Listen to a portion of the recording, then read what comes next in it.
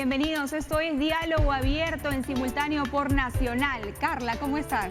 Muy bien, buenos días Perla, buenos días a todos ustedes, bienvenidos, listos en Diálogo Abierto para ya analizar qué es lo que ha sucedido en la semana y por supuesto como colofón lo sucedido ayer en el Congreso de la República. Acá justamente estábamos viendo los titulares, ¿no es cierto? Y vale la pena revisarlos porque tenemos los distintos puntos de vista. Perla, tú tienes el comercio y yo la República, acá hay Correo, Perú 21. Por ejemplo, la República lo que menciona es fracasaron los conspiradores, ese es el punto de vista de la República. El comercio titula: mayoría de congresistas rechaza este pedido de vacancia. Tenemos Correo.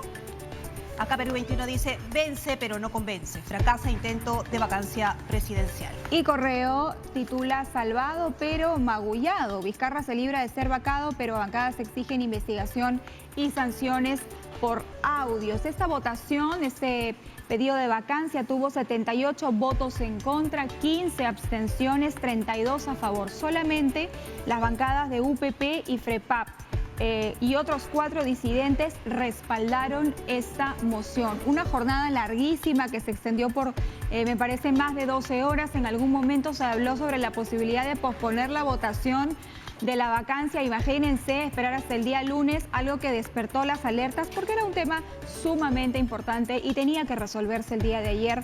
¿Cómo se hizo? Finalmente no hay vacancia, el presidente de la República continúa en su puesto, efectivamente afrontará las investigaciones que haya que afrontar respecto de todo este caso, Carla, de Richard Cisneros, las comunicaciones que filtró su secretaria Karen Roca, ¿no es cierto? Quien incluso el día de ayer envió una comunicación notarial al ministro Extremadoiro, al ministro de Transportes y Comunicaciones, donde le ofrecía las disculpas por lo que había revelado ella en un audio. Hay que recordar que en un audio ella dice que este ministro sería como una especie de cajero, para utilizar sus palabras textuales, ojo, cajero del presidente. Bueno, ella envía un documento notarial ofreciendo unas disculpas y diciéndole al ministro que ella estaba siendo, digamos, presa de un momento emocional muy difícil y que este momento emocional por el cual ella estaba pasando había sido aprovechado por su interlocutor.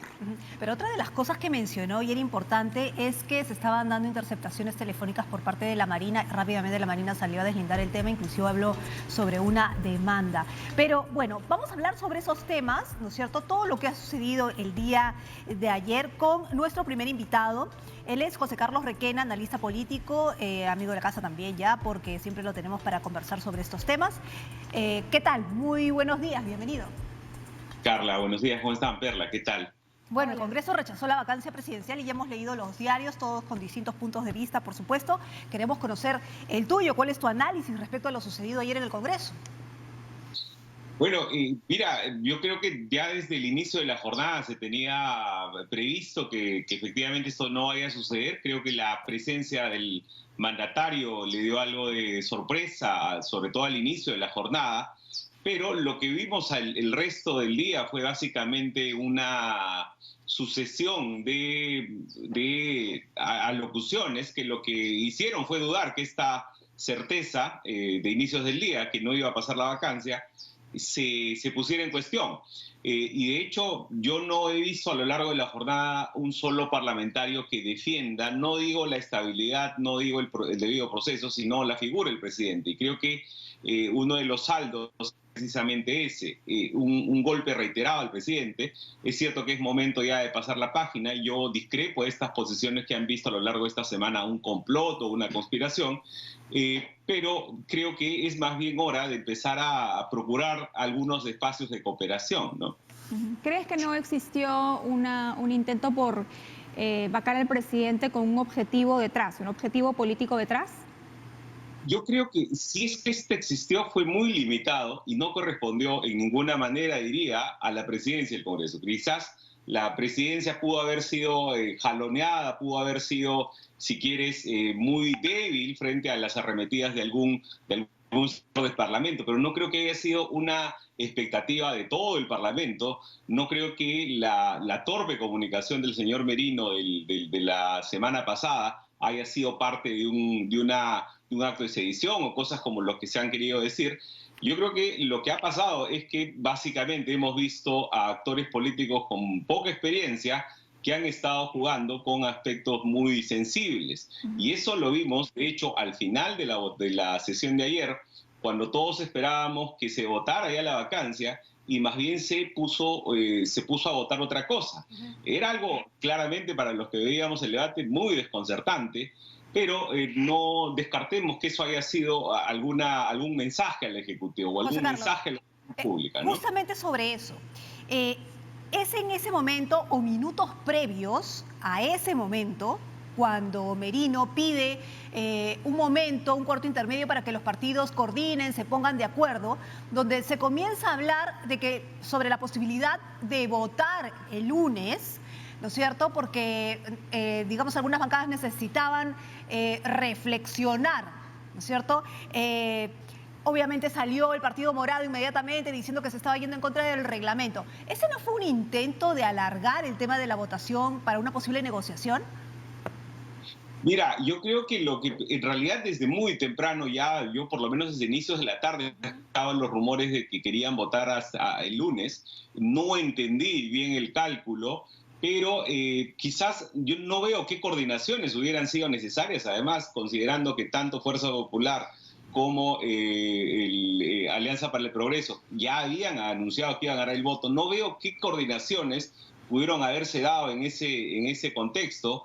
Y yo creo que más bien estaban jugando con los plazos de manera irresponsable. O sea, no, la verdad nunca terminé de entender qué era lo que se quería. No veo qué tanto espacio podría haber habido para negociaciones, pero es algo que sin duda no se puede descartar, ¿no? Hace unos instantes nos decías que esto podía ser un mensaje político, un mensaje dirigido a quién, un mensaje con qué contenido y con qué objetivo.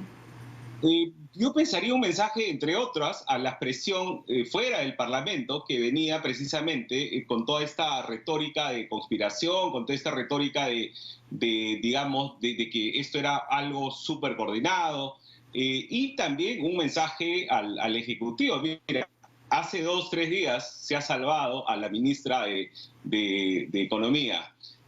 5 días antes han dicho que hay una conspiración.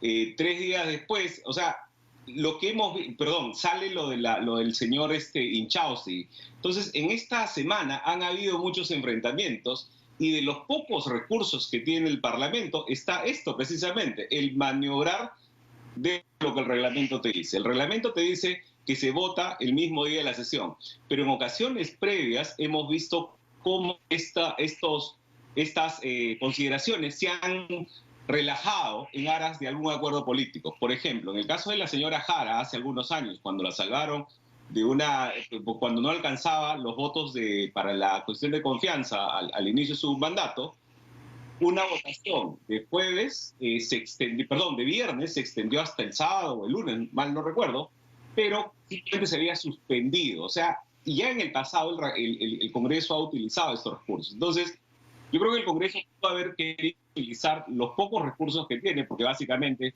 siendo, como ellos mismos suelen decir, el primer poder del Estado y siendo fundamentales en la acción de leyes y teniendo todo el poder que ostentan, también sufren la arremetida de la opinión pública, por un lado, y a diferencia del Ejecutivo, no tienen recursos a disposición, ¿no? Entonces yo creo que por ahí podría haber ido el cálculo, pero de nuevo, no es una idea que a mí me parecía oportuna. Ahora, ¿cómo queda el presidente? Es decir, se salvó de la vacancia, pero en definitiva no ha sido exculpado y tendrá que existir una investigación, como que ya empezó la Fiscalía Anticorrupción, sobre estos audios y su contenido. Bueno, esto es uno de los casos, ¿no? Efectivamente, sobre esto debería empezar ya, por lo menos de manera preliminar, una investigación. Hay otros casos que la prensa también ha divulgado en tiempos recientes, como estas de las contrataciones en un círculo cercano al presidente, esto el club de los tenistas, que le llaman, por ejemplo. O sea, hay varios elementos que el caso Cisneros podría empezar. O sea, creo que es el primer momento en el que las luces están tan concentradas sobre algunas contrataciones que se han hecho. Entonces, sí, sobre esos casos deberían empezarse investigación. Creo que el presidente Jonathan Castro, en una nota en el Washington Post, comentaba hace poco cómo ya había terminado esta retórica anticorrupción o cómo había quedado severamente golpeada. Ayer el presidente ha vuelto a referirse al tema, es decir, en el breve tuit que puso, dijo, es hora de luchar con esto y contra la corrupción. Vamos a ver si esta vez toma el entusiasmo que tomó hace algunos meses. Ahora, ¿cómo queda el diálogo entre el Ejecutivo y el Legislativo? Porque se habla de pasar la página, pero tal vez no todos puedan pasar la página porque sin duda hay muertos y heridos en el Parlamento. Hay líderes políticos que durante todo el día y días previos tenían un discurso que han tenido que cambiar en la votación, tanto absteniéndose o votando de manera distinta, ¿no? Tenemos a un Urresti, bueno, Alarcón no cambió de discurso, pero tenemos a un Luna, a un Urresti, digamos a gente de Acción Popular, que han tenido que cambiar su discurso en la votación. Sí, creo que ahí, digamos, yo asumo que frente a sus electores quedarán un poco descolocados, ¿no? Por ejemplo, ayer se veía una posición, sobre todo en predios fujimoristas, como la posición de la bancada había sido una, la posición de Marta Chávez otra, y había un sector importante que apoyaba a Marta Chávez, ¿no? Entonces, eso yo asumo que cada electorado tendrá que ir procesando estas cosas. Es cierto que los electorados son muy fluctuantes, pero en el caso de los votos duros seguramente van a resentirse y van a tener que encontrar alguna explicación para este comportamiento, ¿no? Claro. Pero como la gran mayoría de gente en realidad son independientes y cambian de voto entre una elección y otra, seguramente algunas opciones serán un poco más golpeadas, ¿no? Sí. Entre ellas las más grandes como Acción Popular y APP seguramente, o sea, como son también las más notorias, la opinión pública suele ser un poco más severa. José Carlos, coincidimos en el tema de que se tendrá que investigar lo que se tenga que investigar respecto al presidente de la República, pero hay otros hechos que tampoco quedan aislados, digamos, para entender toda la torta, ¿no es cierto? Para no entender solo un pedazo. Y me refiero en específico al comportamiento que ha tenido el congresista Edgar Alarcón, presidente de la Comisión de Fiscalización. Una figura política que ha sido cuestionada desde un inicio, desde que asumió la presidencia de esta comisión. ¿Por qué? Porque hablamos de alguien que está siendo investigado, que incluso se le acusa de enriquecimiento ilícito por parte del Ministerio Público cuando fue Contralor General de la República. En algún momento también se soltó la posibilidad de que no sea él precisamente el que desarrollara esta investigación en el Congreso, sino que diera un paso al costado en aras de que haya mayor transparencia. ¿Qué debería suceder con este congresista y su participación en una comisión tan importante? Bueno, y era sorprendente, en realidad tú hablas que llamó la atención cuando se incorporó y que tuviera la responsabilidad que tenía. En realidad llamó la atención que fuera elegido con la cantidad de votos que tuvo después de efectivamente cómo dejó la Contraloría en el año 2017. Creo que uno de los flancos precisamente del Parlamento es ese, que tiene al frente de la Comisión de Fiscalización una persona de cuyas mociones se tiene duda. Y creo que lamentablemente el Congreso cometió un grave error cuando no aceptó la propuesta del Frente Amplio de formar una comisión especial presidida por una persona distinta al Alarcón. Si la actuación de fiscalización sigue siendo exclusivamente a partir de este grupo de trabajo, creo que las investigaciones del Congreso van a tener un flanco inevitable y no van a ser del todo confiables, porque hemos visto cómo es que se ha comportado lamentablemente el señor Alarcón cuando ha dispuesto de este poder. Ahora, pero los congresistas estarán dispuestos ahora a flanquearlo, porque claro, tenemos investigaciones ya desde la Fiscalía, o sea, es una investigación, no una, varias investigaciones en su contra, y la misma fiscal de la Nación ha pedido al Congreso que aligere. Lo último es que varios legisladores han pedido el retiro de Edgar Alarcón de la Comisión de Fiscalización, pero otra cosa es que se le levante la inmunidad y se le pueda investigar. Sí, yo no estoy al tanto de cómo están los procedimientos, pero haría bien el Congreso en acelerar estos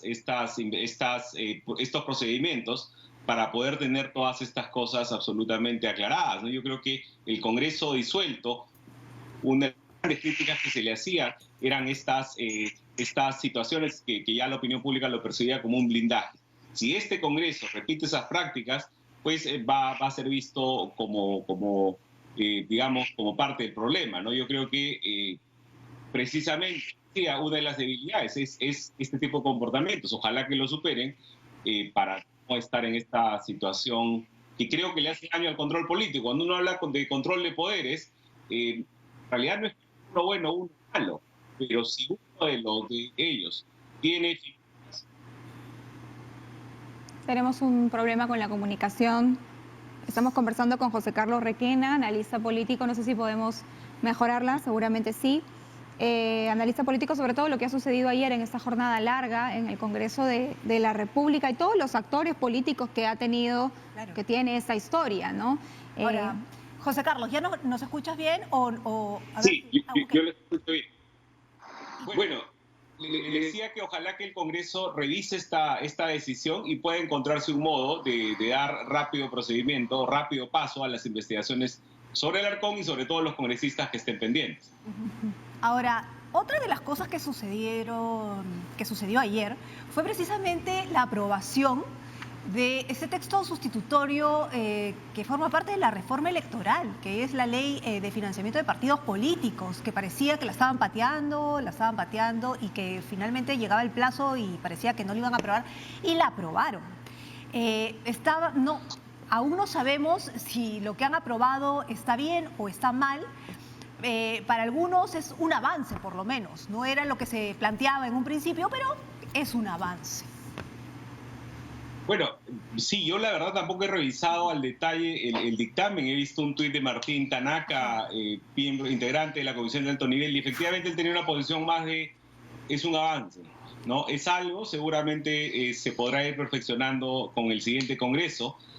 La verdad creo que forzar, quizás por la coyuntura como se dio, se tenía la expectativa que este Congreso aprobara estas medidas legislativas, pero la verdad quizás fueron expectativas muy exageradas, ¿no? Yo creo que claramente con un plazo tan corto, con una agenda que de pronto se movió como la pandemia, persistir en temas amplios. La reforma política creo que era un poco demasiado optimista, ¿no? Entonces, si dentro de ese optimismo por lo menos se logra algo, yo pensaría que es un avance. Hay que ver qué tal funciona en las elecciones del 2021, porque hay muchas regulaciones que se aprueban y que recién vamos a ver por primera vez. Hizo bien el presidente de la República en presentarse ayer en el Parlamento, algo que no se sabía, digamos, hasta que se le vio llegar, ¿verdad? Y hacer uso de la palabra durante 14 minutos. Y luego el presidente viaja a Trujillo para continuar con sus actividades. ¿Cuál es el análisis, digamos, de esta presencia de Vizcarra en el Parlamento y luego el viaje, los pasos políticos del presidente en un día clave para él? Y el simbolismo, ¿no? De la camisa, el saco, sin corbata.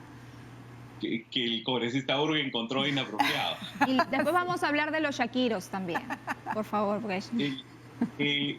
Bueno, yo pienso que fue una buena decisión de ir. Creo que fue una mala decisión no quedarse por lo menos un plazo para poder decir algunas cosas. De hecho, las cosas que dijo tampoco fue que tuvieran tanto contenido. El gesto de ir, sin duda, sobre todo porque fue sorpresivo. Desde la noche se pensaba, por lo menos fuera del Congreso, fuera del Ejecutivo, se pensaba que no iba a ir, pero claramente el presidente estaba con un discurso escrito, así que no es que fuera algo que hubiera decidido a la salida de Palacio.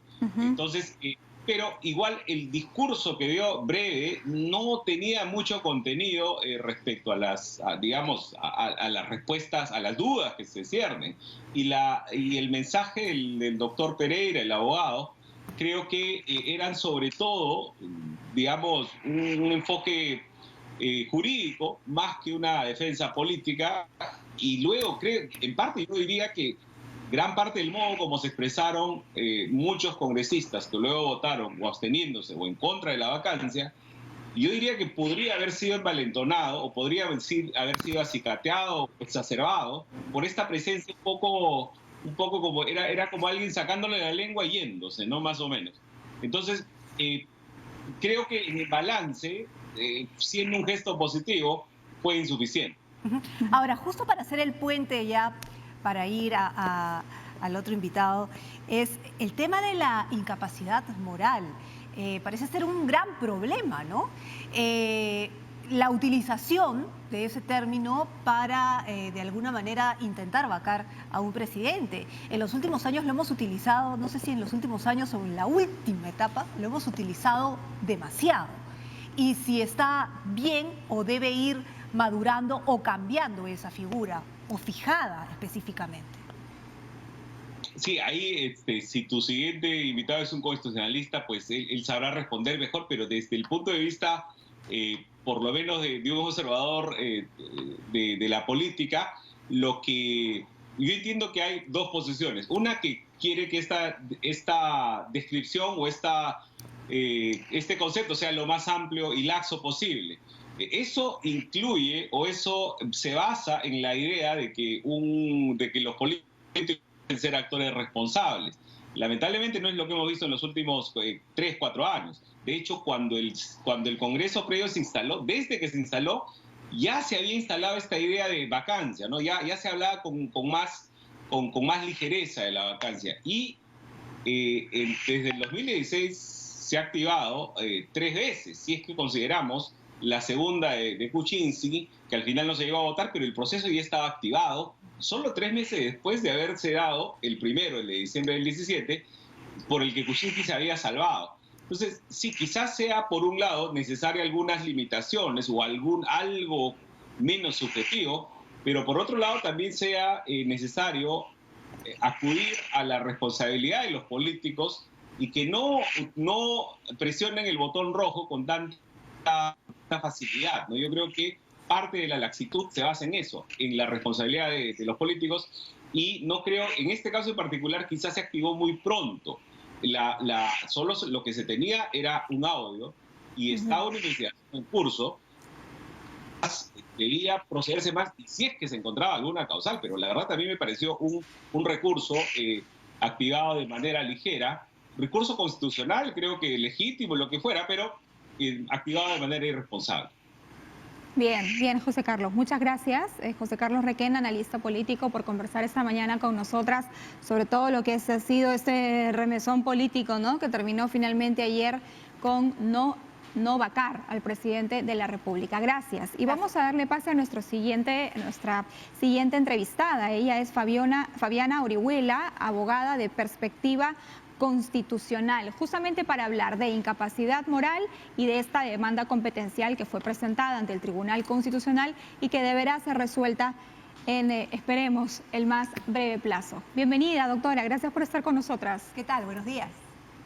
Buenos días Carla, buenos días Perla, gracias por la invitación. Bueno, tenemos un término, ¿no? Incapacidad moral permanente, un término amplio, un término que a la luz del conflicto que ha existido entre estos dos poderes del Estado, necesita ser delimitado y es por esa razón que se ha acudido al Tribunal Constitucional, para que no esté siendo utilizado de manera subjetiva ni tampoco para que se le den múltiples interpretaciones, ¿no? Exacto. Lo que sucede es que este término incapacidad moral permanente ahorita se está discutiendo si el contenido es un contenido más objetivo, como por ejemplo entenderlo solamente como incapacidad mental, como sostienen algunos constitucionalistas, y otra opción interpretativa también es que sí se entienda como una incapacidad ética, ¿no?, específicamente moral, y si es que fuese así, ¿cuál sería su alcance, no? Porque si es que es tan abierto, podría entrar, por ejemplo, la mentira que se alega que el presidente realizó o cualquier otra concepción de una moral, digamos, de una moral muy flexible, muy subjetiva, tendría que delimitarse, ¿no? Y hay algunas posturas que están orientadas también a decir, bueno, no es cualquier moral, porque ahí entramos en un terreno de lo que a mí me parece, lo que a la otra persona le parece, alguien que es más estricto, una moral que podría ser religiosa, por ejemplo, o de algún tipo de religión más estricta que otra, etcétera. Entonces hay una propuesta que se ha entendido también por algunos autores y autoras que es de una moral más pública, una moral más objetiva, que sea, por ejemplo, entendida como una afectación a derechos fundamentales, que es la postura de la profesora Marciani, por ejemplo, ¿no?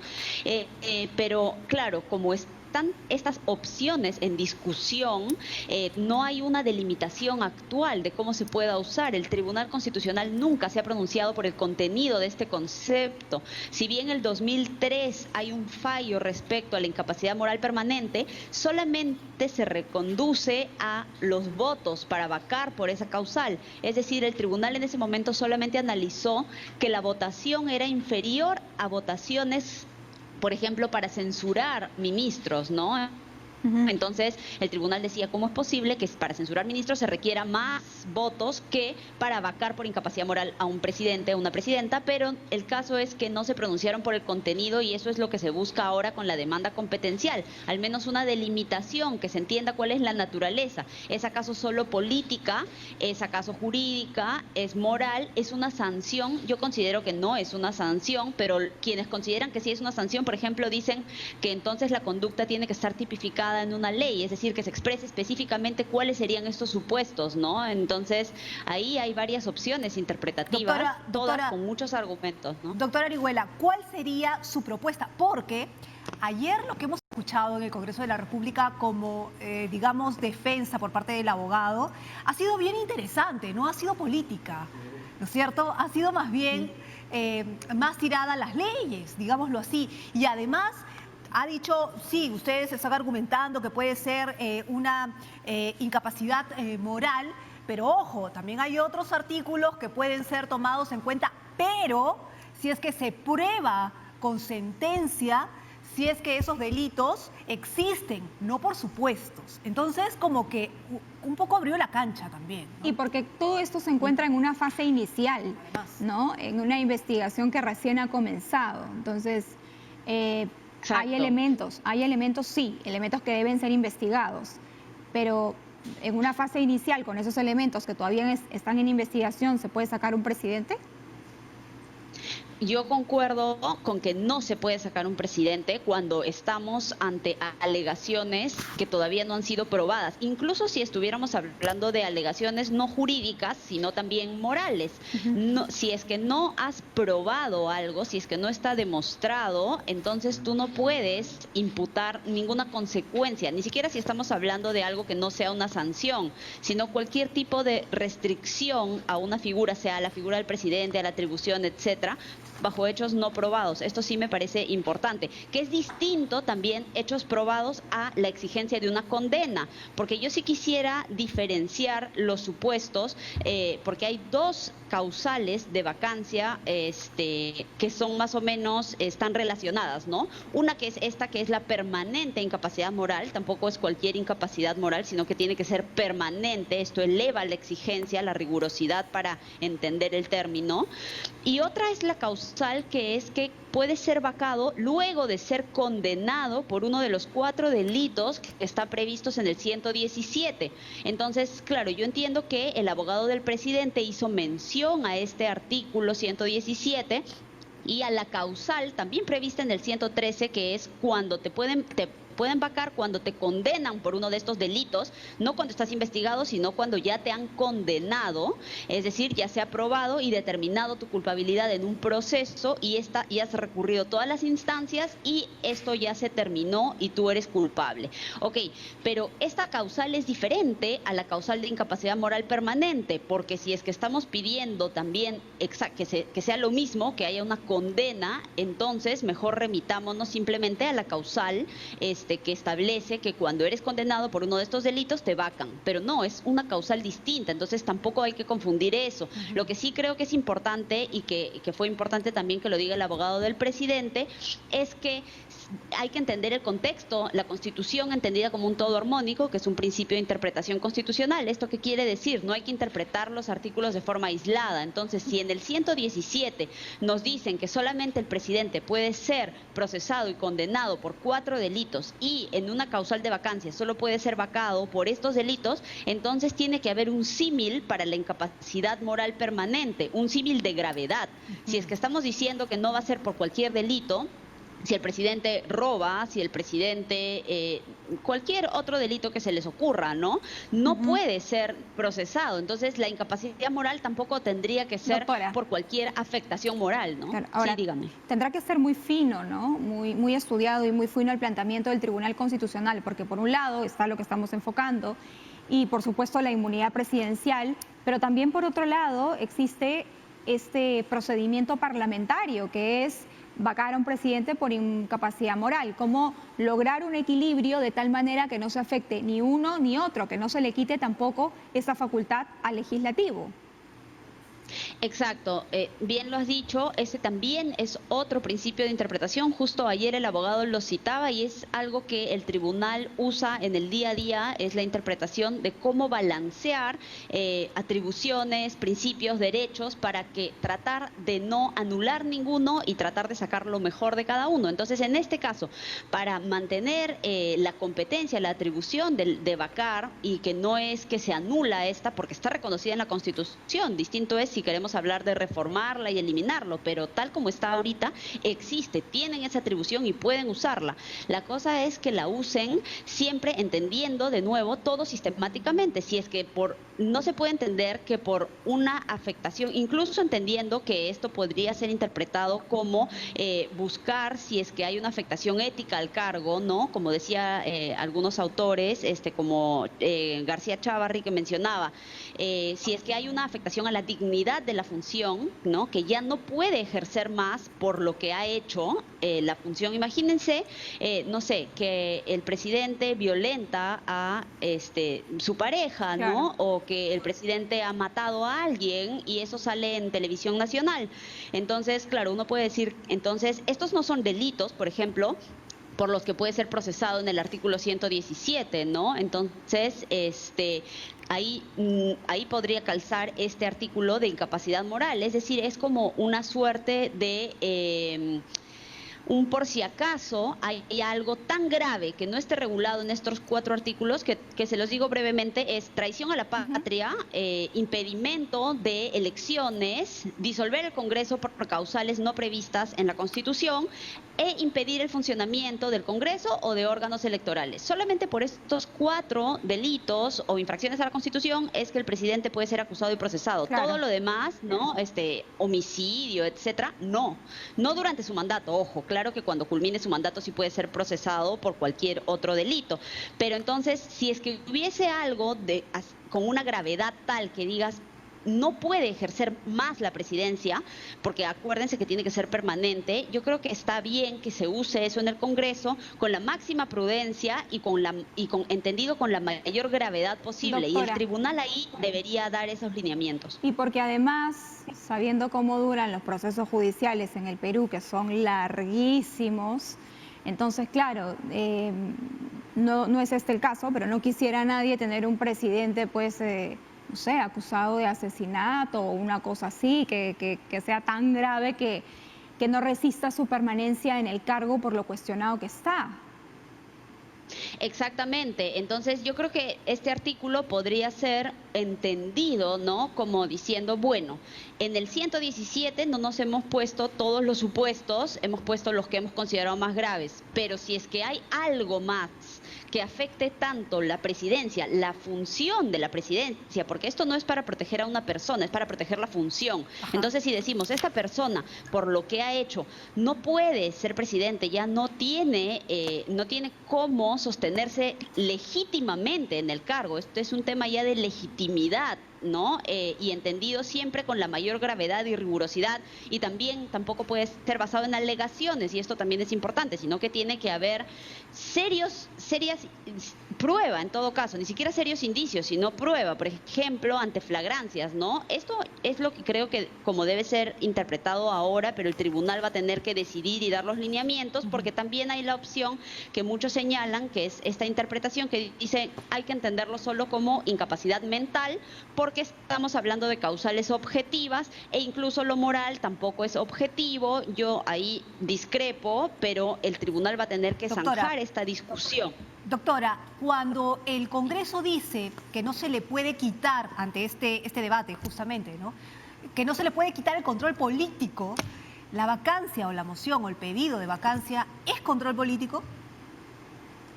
Y yo creo que no. Yo creo que no es un control político, no creo que esa sea la naturaleza de la vacancia, esa es la naturaleza más bien de un juicio político. En todo caso, de lo que deberíamos estar hablando es de si corresponde reformar la Constitución, por ejemplo, para permitir que durante el mandato el presidente sí pueda ser sometido a juicios políticos, y ahí sí tendría el Congreso la facultad de hacer un control político, pero la Constitución no lo permite, no permite que se le haga juicio político ahora durante su mandato, entonces tendría que ampliarse eso. La vacancia está pensada para la función y la legitimidad en el cargo y no para hacer un control político. El control político ahora lo que puede hacer el Congreso es controlar a los ministros y ministras de Estado mediante mecanismos como la censura y otros mecanismos, interpelación, estación de preguntas, etcétera. Esos son controles políticos que tiene el Congreso frente al Ejecutivo, ¿no? Quienes responden políticamente son las ministras y ministros de Estado. Muy bien. Hay una demanda competencial, doctora. El Tribunal Constitucional admitió la demanda competencial presentada por el Ejecutivo en cuanto a la vacancia presidencial por la incapacidad moral. Ahora, tenemos con 6 votos a favor, 1 en contra, este pedido fue aceptado. Sin embargo, se rechazó con 5 votos en contra y 2 a favor la medida cautelar. Es decir, como que hubo ahí una discusión o un debate también respecto a cómo se había aceptado, ¿no es cierto?, esa cautelar. Sí, lo que sucede es que la propuesta de la cautelar, bueno, como saben, la ponente de este caso es la presidenta del Tribunal Constitucional, Marianela Ledesma. Ella es quien hace los proyectos de resoluciones, es decir, para dar respuesta tanto a la admisibilidad, a la medida cautelar. Ella también hará el proyecto sobre el fondo, y sobre la base de su proyecto es que los demás magistrados votan, ¿no? Y ven si se adhieren a su postura o hacen una postura distinta, y entonces tienen que redactar su propio proyecto y ver si es que otros también se unen, y ahí ver cuál proyecto tiene más votos, ¿no? Si hubiera solo uno, que en este caso hubo un proyecto que es el de la magistrada, que dijo: ok, admito la demanda y respecto de la cautelar, mi proyecto es declarar improcedente, pero exhortar al Congreso a que eleve la votación de 87 a 104 votos para vacar al presidente. Es decir, estaba proponiendo una exhortación al Congreso para que con no menos de 104 votos se pueda vacar al presidente. Entonces, esta propuesta finalmente no tuvo los votos necesarios, solo tuvo 3 votos. Para que hubiera una exhortación de parte del Tribunal al Congreso se requería por lo menos mayoría, ¿no? Pero hubo 4 votos en contra, de modo que esa exhortación no prosperó. Entonces, cuando se cayó la cautelar, cuando se declaró improcedente, quiere decir que es todo lo que vimos, ¿no? Siguió el procedimiento parlamentario de vacancia. La cautelar hubiera sido para suspenderlo, pero como no se realizó, entonces siguió. Si hubieran vacado al presidente el día de ayer, entonces ahí, por ejemplo, se hubiera advertido: oye, sí, quizás sí debimos suspenderlo, ¿no? Yo considero que al ser tan contingente la razón por la cual se decidió no conceder, era un peligro jurídico igual, ¿no? Desde el punto de vista no político, sino jurídico, yo sí creo que se debió suspender porque era muy contingente determinarse si es que iba a haber votación o no. No se podía basar la decisión en lo que decían los líderes, ¿no? Bien, doctora. Muchas gracias por conversar con nosotras. Ha sido Fabiana Orihuela, abogada de Perspectiva Constitucional. Son las 8:39. Corresponde ir a una pausa. Así es, estamos por Nacional y TV Perú. Volvemos.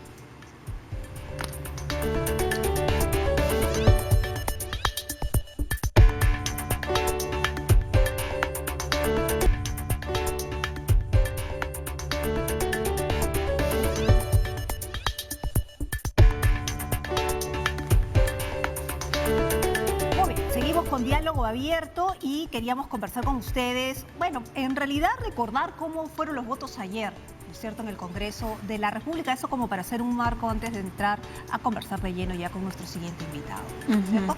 Aquí están los votos, tenemos acá la vacancia presidencial y así votaron. Por ejemplo, Acción Popular, votaron a favor 2 y en contra 21. Alianza para el Progreso, en contra 20 y una abstención. En el caso de Acción Popular, no, ya dijiste Acción Popular, ¿no? Sí. En el caso de FREPAP, 15 a favor, 0 en contra y 0 abstenciones. Ajá. Tenemos a UPP, ¿no es cierto?, que votó a favor 13. Podemos Perú, abstención 9. Fuerza Popular, 1 a favor, 14 en contra, 0 abstenciones. Somos Perú, 1 a favor, 0 en contra y 9 abstenciones. No, perdón, me estoy equivocando. Somos Perú, 1 a favor, 9 en contra, 0 abstenciones. Ajá. Y los no agrupados, en contra 3, lo que suma a favor 32, en contra 78 y 15 abstenciones. Y el Partido Morado 9 en contra, Frente Amplio 2 en contra, 5 abstenciones. Bueno, vamos a hablar ahora con Raimundo Dioses Guzmán. Señor director, ¿sí? Ya. Raimundo Dioses Guzmán, vocero de la bancada de Somos Perú, cuya bancada casi en su totalidad votó en contra, ¿no? Solamente 1 a favor y los demás dijeron no a la vacancia. Bienvenido, congresista. ¿Qué tal? Buenos días. Muy buenos días, Carla, y saludos para Perla, y a través de ustedes un saludo al pueblo peruano. Buenos días. ¿Qué pasó con este congresista que votó a favor? Mire, la bancada de Somos Perú tiene una sola línea antes, durante y al momento de la votación, que es apostar por la gobernabilidad, la democracia en el país, y ese ha sido el acuerdo de toda la bancada, pero a veces existe al interior de la bancada algún criterio de conciencia o una decisión ya más personal. Bueno, un colega nuestro decidió votar a favor, ¿no? Pero la posición de la bancada ha sido una votación en contra, totalmente en contra. ¿Se va a respetar su votación, su punto de vista, o al haber decidido votar, colegiadamente, va a haber algún tipo de sanción? La bancada nos reunimos todas las semanas, una vez a la semana, donde analizamos las decisiones de los congresistas, la coyuntura política del país y también la posición de la bancada. Yo creo que esta semana evaluaremos esta decisión que adoptó el congresista César González y lo comunicaremos oportunamente.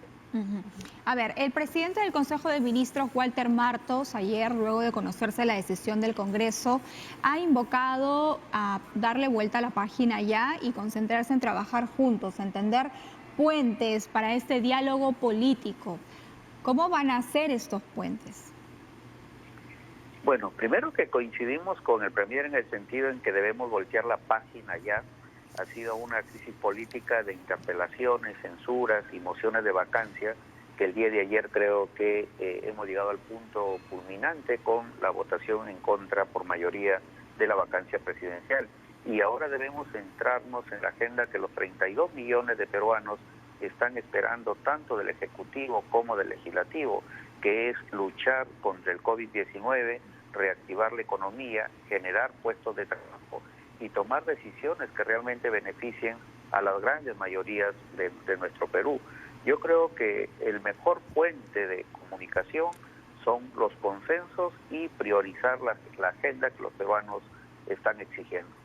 Ahora, pero digamos, eso es lo que piensa Somos Perú, pero el Congreso pues es una variedad de bancadas y sin duda ayer han quedado muertos y heridos, por decirlo así, digamos, ¿no?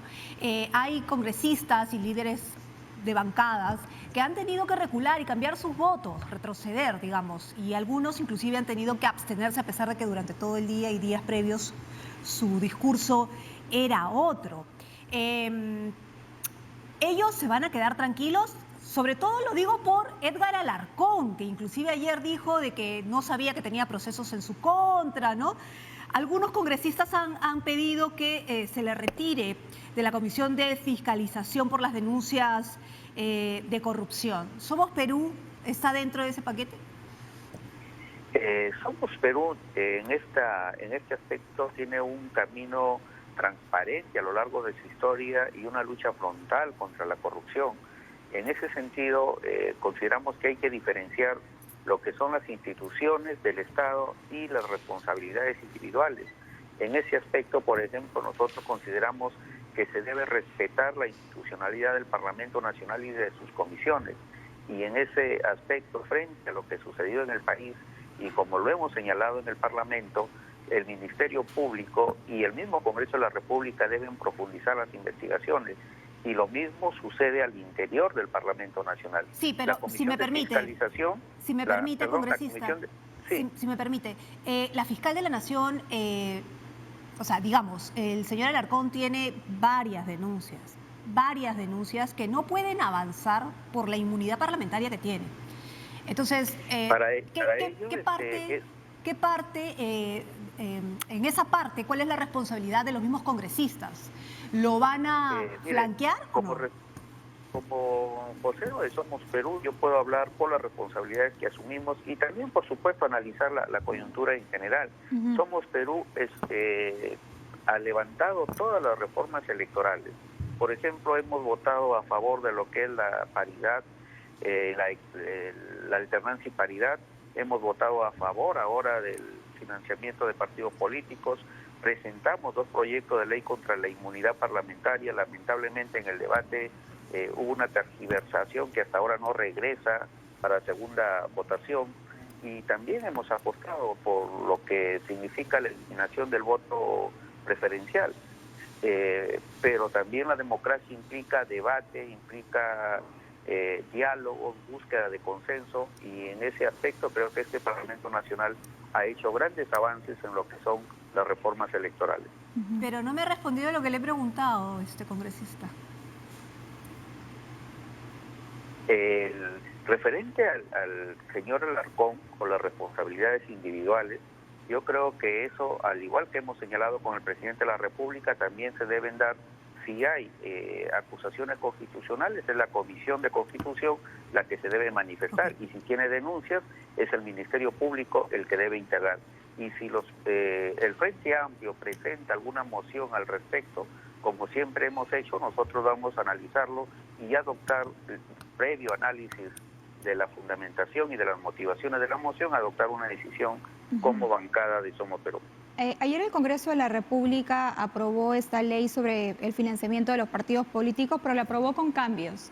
Y uno de los cambios más sustanciales ha sido que ha sacado un punto esencial de esta reforma sobre financiamiento de partidos. Lo que se ha aprobado el día de ayer ya no incluye la sanción de cancelación de la inscripción de los partidos políticos, sino solamente una suspensión que se mantendría vigente mientras los partidos no levanten las observaciones. ¿Cuál es su opinión o su postura frente a lo que han aprobado ayer en el Congreso sobre este punto en específico?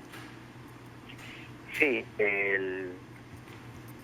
la ley de financiamiento de partidos políticos, en la modificatoria a esta ley de partidos, lo que busca es fortalecer la democracia, y la democracia se sustenta en la existencia de partidos políticos organizados, transparentes y con representación a nivel nacional.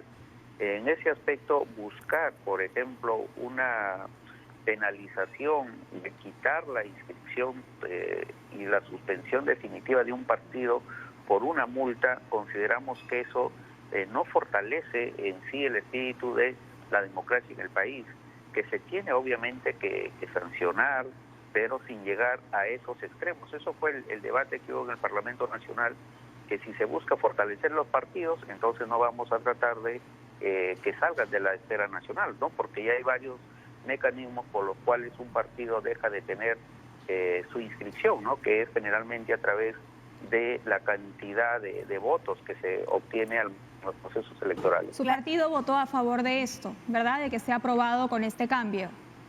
No, nosotros hemos respaldado conforme estaba en el inicio, ¿no? Pero ya luego, cuando se hacen las propuestas, a raíz de las propuestas de otros partidos políticos, nosotros hemos respaldado, porque en la generalidad es una modificación a la ley que realmente da transparencia al uso de partidos, del financiamiento de los partidos políticos. Es decir, a ver, para que quede claro, no estaban de acuerdo con la suspensión, pero sí con la cancelación. Nosotros hemos estado de acuerdo a conforme se envió el dictamen de la Comisión de Constitución. Con el texto original. En el texto original, claro. Sí. Pero luego con las modificaciones tampoco podemos votar en contra, porque aparte de este punto que es materia de pregunta, en la generalidad tiene buenos aportes para transparentar el financiamiento de las organizaciones políticas. Usted dice que no se puede cancelar la inscripción de un partido político por no cumplir con una multa, pero ¿por qué podría ser multado un partido político? En su gran mayoría las multas que tienen los partidos políticos son por la propaganda electoral que se realiza en lugares que no corresponden, ¿no? Y ahí también es un tema que yo creo que se debe reglamentar un poco más, porque muchas veces el partido político no hace para especificar una pinta, ¿no? Que muchas veces cualquier ciudadano lo podría hacer para quedar mal a un partido político. Ya, pero me parece que ese es el tema menor de una multa, ¿no? Digamos, también existe la posibilidad de que sea multado. Permítame, por favor, congresista. Me parece que también existe la posibilidad de que un partido sea multado por no brindar información fidedigna a las autoridades electorales, por no transparentar gastos, por ejemplo. Considero que esos ya son cuestiones fundamentales que ameritan, ¿no? Por eso yo digo que se debe reglamentar bien ese aspecto, ¿no? ¿Qué tipo de multas podrían originar la cancelación de una organización política? Porque si no se especifica, entonces podríamos debilitar la democracia en el país. Claro, pero considerando lo que hemos vivido en los últimos años, partidos políticos que no transparentan gastos, partidos políticos que realizan cócteles y recaudan millonarias sumas y luego uno no se explica de dónde sale tanta plata, de pronto una sanción tan importante como una cancelación del partido hubiese sido un elemento disuasivo para que los partidos actúen de manera muchísimo más transparente. En ese extremo totalmente de acuerdo, y nosotros hemos exigido esa transparencia. Pero no fue lo que se aprobó ayer. Ayer lo que se aprobó fue justamente una modificación a este punto que parece vital. Ya no van a ser cancelados los partidos, sino solamente suspendidos. Yo creo que aparte de ese punto debemos mirar la reforma electoral en este extremo en una generalidad. Por ejemplo, una de las cosas que se planteaba es evitar pues que financiamiento, ¿no?, de actos delincuenciales puedan ingresar a los partidos políticos. Se ha puesto ahí un alto para que dinero ilícito pueda ingresar a los partidos políticos. El tema de la bancarización, el tema de que la OMPE también supervise las cuentas, la contabilidad de los partidos políticos. ¿Y esto cuándo se va a ver? ¿O no se va a ver? Ya se vio. Es parte de la modificación electoral. Okay. Claro, ahora, por eso le digo que no solamente hay que centrarnos en un tema, sino en la totalidad de las reformas que se han aprobado. Congresista, pero quiero yo hablar sobre Guillermo Aliaga, que es vicepresidente del Congreso. Usted reemplaza a Renán Espinosa, que dejó el partido precisamente por el tema Guillermo Aliaga, porque no se le quiso retirar. ¿Y por qué le pregunto esto? Porque hace unos momentos le preguntábamos por Edgar Alarcón y usted mencionaba que cada acto es independiente, pero en este caso específico de Guillermo Aliaga es parte de Somos Perú, ¿no es cierto? Y además el segundo vicepresidente de la República, entonces queremos saber su punto de vista, del Congreso, perdón. Sí, el congresista Guillermo Aliaga es el segundo vicepresidente de la mesa directiva del Congreso y es parte de nuestra bancada de Somos Perú. Cuando se han conocido algunos reportajes periodísticos, uno de los cuestionamientos es que él era parte de la Comisión de Acusaciones Constitucionales, que habría un conflicto de interés. Él renunció a esa comisión y lo hemos reemplazado por el congresista Mariano Yupanqui.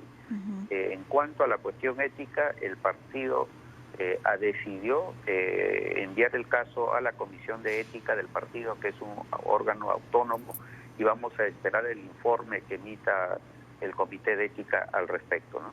¿Y para cuándo estaría este informe? En el mes próximo de octubre se vence el plazo que tiene la Comisión de Ética para emitir este informe. ¿Se refiere a la Comisión de Ética de su partido? El partido. El partido. ¿Y esto no debería ser a la bancada, no debería ser visto por la Comisión de Ética del Congreso? Yo creo que todo es posible, siempre respetando el debido proceso, ¿no?, y las presunciones, como hemos señalado con el presidente de la República, ¿no?, que sean las entidades correspondientes los que hagan su trabajo y luego con los informes correspondientes se adoptan las decisiones. Ahora, las acusaciones contra el señor Aliaga son las siguientes, ¿no? que este congresista y su padre se habrían reunido o habrían acudido a Walter Ríos, entonces presidente de la Corte Superior del Callao, y a su asesor Gianfranco Paredes, para ayudar a su familia en un juicio de violencia contra la mujer y otro por deudas y desalojo. Este tema debería ser visto en la Comisión de Ética del Congreso. ¿Qué opina usted? El congresista Aliaga ya ha hecho público los descargos, claro, en el mismo reportaje, ¿no? Y ha señalado que lamenta mucho la actitud de su padre, pero esas decisiones son de su padre, ¿no? Entonces no sé si es que se tendría, en este caso, que el hijo asumir las responsabilidades de su papá. Pero el colaborador eficaz señala que el congresista Aliaga estuvo con su padre, de haberlo acompañado a este encuentro con Walter Ríos, quien ahora está preso.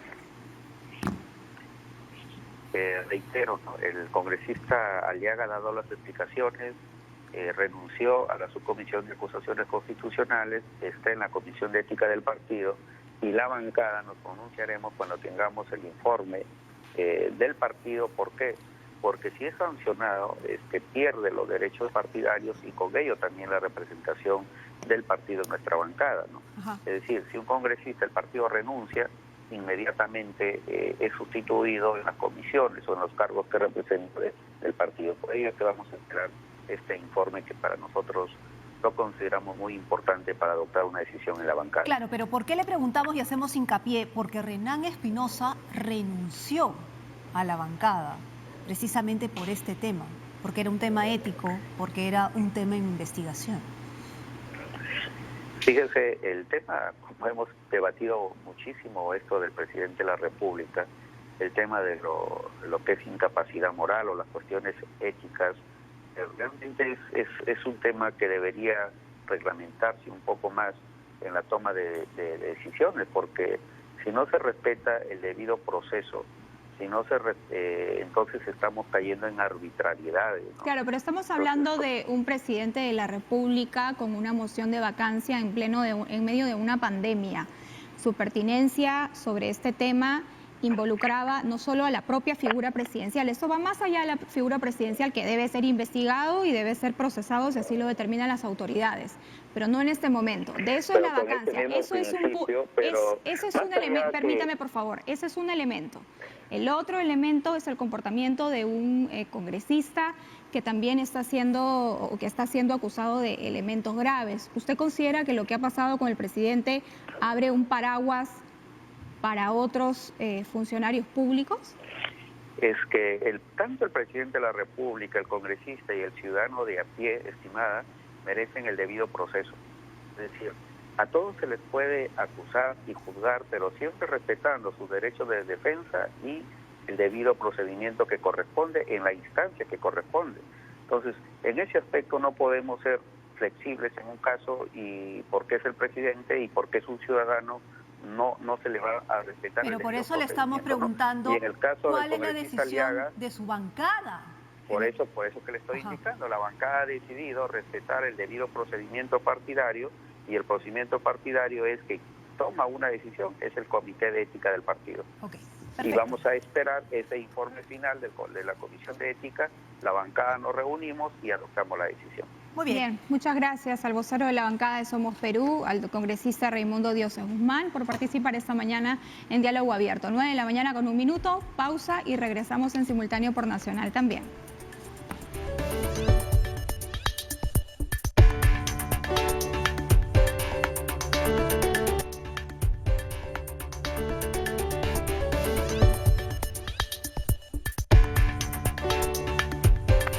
Regresamos en Diálogo Abierto. Recuerde que estamos en Nacional 103.9. Vamos a hablar ahora sobre la decisión en el Poder Judicial que se ha tomado respecto de la ex primera dama Nadine Heredia, una decisión que se conoció el día de ayer y a través de la cual se le han otorgado 24 meses de detención domiciliaria. En realidad lo que estaban pidiendo era una prisión preventiva, según dice la resolución, pero teniendo en cuenta las circunstancias que vivimos en nuestro país por el COVID-19, se ha determinado que sea un arresto domiciliario. Esta medida es por la investigación a las presuntas irregularidades en la concesión del proyecto Gasoducto Sur Peruano, que está a cargo de la fiscal Giovanna Mori. Muy bien. Mira, antes de empezar ese tema, quiero aprovechar para leer un Twitter de Ollanta Humala, porque dice: saludo la decisión del Congreso que permite hoy continuar atendiendo temas urgentes como salud y reactivación económica, sin descuidar que existen investigaciones pendientes para conocer la magnitud del problema en Palacio y, por otro lado, develar un presunto acto conspirativo. En realidad nos abre la cancha para ver todos los temas, ¿no es cierto? Incluido este. Bien, ya se encuentra con nosotras, señor director, nuestro siguiente entrevistado. Me encanta cuando nos dice correcto, señor director. Bueno, ya está con nosotras esta mañana Rafael Vila Barba, fiscal coordinador del equipo especial Lavallato. Doctor Vila, buenos días y bienvenido a Diálogo Abierto. ¿Cómo está? Muy buenos días. Muy buenos días, Carla. Muy buenos días, Perla. ¿Cuáles han sido estos argumentos para determinar esta detención preliminar? En realidad se trata de una detención domiciliaria, que es una medida sustitutiva de la prisión preventiva por la pandemia del COVID-19. Técnicamente hablando, si no existiera la pandemia del COVID-19, la señora Heredia estaría en este momento con una medida de prisión preventiva. Lo que sucede es que para que exista prisión preventiva actualmente tiene que existir también, a su vez, una sospecha grave de la comisión de los delitos por los cuales se le está investigando a la señora Heredia y a otras personas dentro del caso Gasoducto del Sur. En ese sentido, lo que la Sala ha reconocido es que el Ministerio Público tiene un caso sólido, es decir, que plantea hipótesis concretas de investigación y que hay una sospecha grave, una sospecha concreta de la comisión de todos estos delitos, a diferencia de lo que en una primera instancia había argumentado el juez de investigación preparatoria. Entonces, para el Ministerio Público, el hecho de que se haya declarado fundada la apelación en parte, significa de que estamos ante las hipótesis de investigación correctas, y eso, por supuesto, que posiciona el caso de forma absolutamente notable, no solamente para el desarrollo de la investigación, sino también para lo que es la defensa jurídica del Estado en litigios internacionales que surgen a partir de controversias que se han planteado en el proyecto Gasoducto del Sur peruano. Doctor Vela, por eso le preguntaba sobre cuáles eran estos elementos de convicción considerados por la primera Sala Penal de Apelaciones Nacional Anticorrupción, que finalmente ha declarado fundada la apelación que ustedes presentaron y que pone nuevamente a Narín Heredia no con una prisión efectiva, pero sí con una detención domiciliaria. Sí, que es una medida muy grave para el desarrollo de las investigaciones, porque la Sala lo que ha determinado, a partir de declaraciones de aspirantes a colaboradores eficaces, prueba documental, declaraciones testimoniales, además de declaraciones recabadas tanto en el Perú como en Brasil, a partir de la reunión de todos esos elementos, finalmente la Sala ha determinado no solamente que hay una sospecha grave de la comisión de los delitos de colusión agravada y de asociación ilícita para delinquir, sino que también hay una sospecha grave de peligro procesal, es decir, que hay actos de entorpecimiento de la actividad probatoria de parte de la señora Heredia. No ha razonado de la misma manera en el caso del señor Castilla y del señor Mayorga, pero sí para ellos también los incluye dentro del nivel de sospecha grave, por tanto posiciona el caso en ese sentido, ¿no? Las herramientas utilitarias que nos da la legalidad, como la colaboración eficaz, evidentemente también son un elemento importante dentro del cual la actividad investigadora del Ministerio Público se potencia notablemente. Acá se han valorado dichos corroborados ya, porque así lo ha dicho la Sala, de aspirantes a colaboradores eficaces, como son los señores José y Hernando Braña, por ejemplo. Ahora, efectivamente, la fiscal Giovanna More, integrante del equipo especial para el caso Lavallato, había solicitado prisión preventiva por 36 meses en contra de Heredia.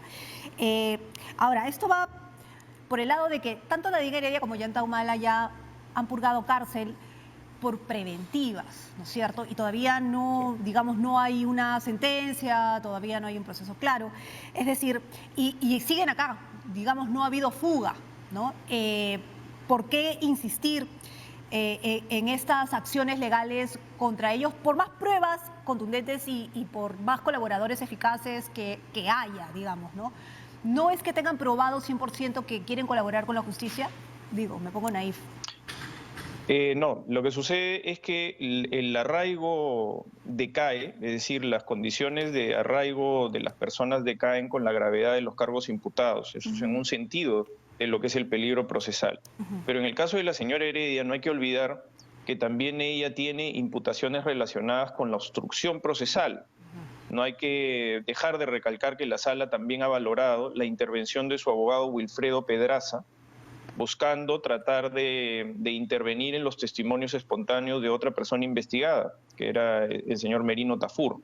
Entonces, la sala no solamente ha valorado el decaimiento de lo que es el arraigo de la propia persona por la gravedad de los cargos que se le imputan, la pertenencia a una asociación ilícita, sino también por esta clara intervención del abogado Wilfredo Pedraza, buscando que los testimonios no resulten los que la Administración de Justicia requiere en veracidad.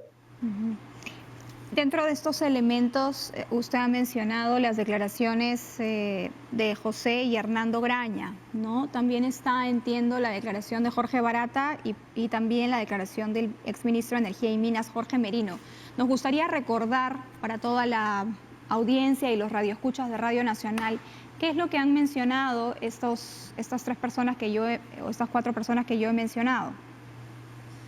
Todos ellos tienen un sentido cronológico de dos proyectos en realidad que han ido por separado, pero que son conexos. El proyecto Kuntur, conocido como Kuntur, que viene del gobierno del señor García, y que finalmente determina la entrega de una carta que era de garantía, por decirlo de alguna manera, y que implica también un detrimento patrimonial para el Estado. Y otro es el proyecto Gasoducto Sur Peruano, que ya se licita y se otorga la buena pro en el gobierno del señor Ollanta Humala. Lo que los colaboradores han determinado es en principio la presencia permanente de la señora Nadine Heredia, siendo la señora Nadine Heredia primera dama de la nación, pero cuya relación directa con los aspectos técnicos posiciona a la favorabilidad que debe haber intervenido ilegalmente para la empresa Odebrecht. Lo que sucede es que esto tiene relación también con las actividades criminales que presuntamente se llevaron a cabo durante la campaña presidencial, donde se percibieron $3 millones para el financiamiento ilegal a través de la llamada Caja 2, del Departamento de Operaciones Estructuradas de la empresa Odebrecht. Luego de eso, con esa, vinculación, lo que se comprometía era el favorecimiento ilegal para el otorgamiento de obras públicas. Una de ellas es justamente el proyecto de Gasoducto del Sur. La señora Heredia no tenía por qué intervenir en ningún aspecto de carácter técnico y siempre estaba presente tomando decisiones, escuchando, resolviendo problemas, todos ellos desde la hipótesis del Ministerio Público para favorecer a Odebrecht.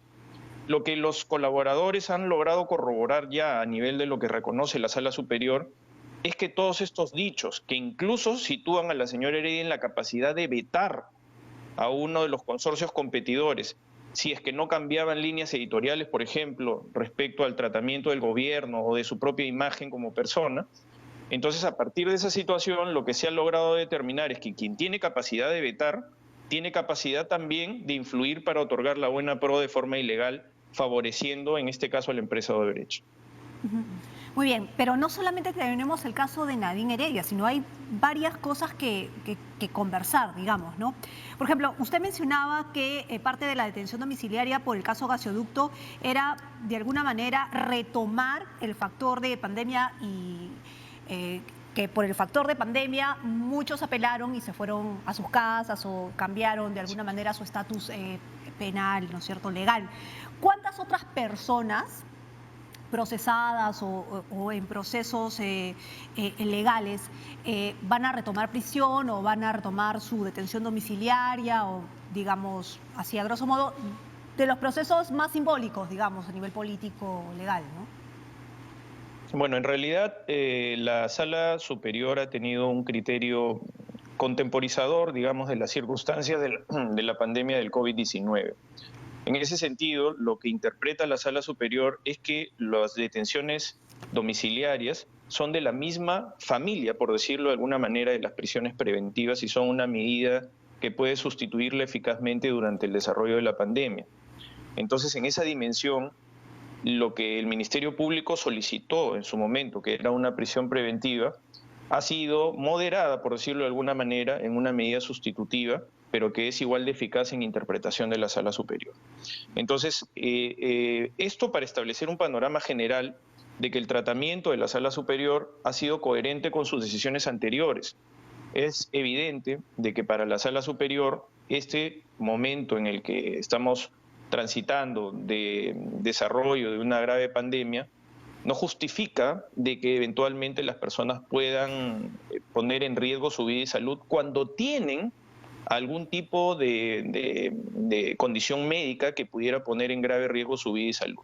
Lo que ha reconocido en el caso de la señora Heredia, para no determinar su prisión preventiva en un establecimiento penitenciario, es que la señora Heredia tiene una condición de hipertensión arterial que pondría en grave riesgo su vida y salud. Claro. Esta circunstancia es la que, en todo caso, podríamos haber tenido alguna discrepancia en el debate, porque para nosotros, lo que nosotros justificábamos era la necesidad de un examen médico de Contraloría de parte del Ministerio Público para establecer que la condición médica de la señora Heredia efectivamente era la de una persona hipertensa.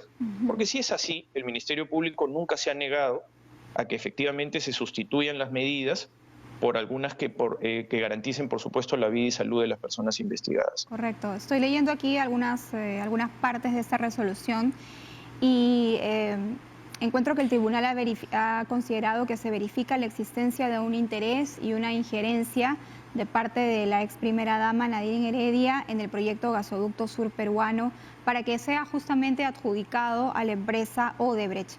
Pero hay más.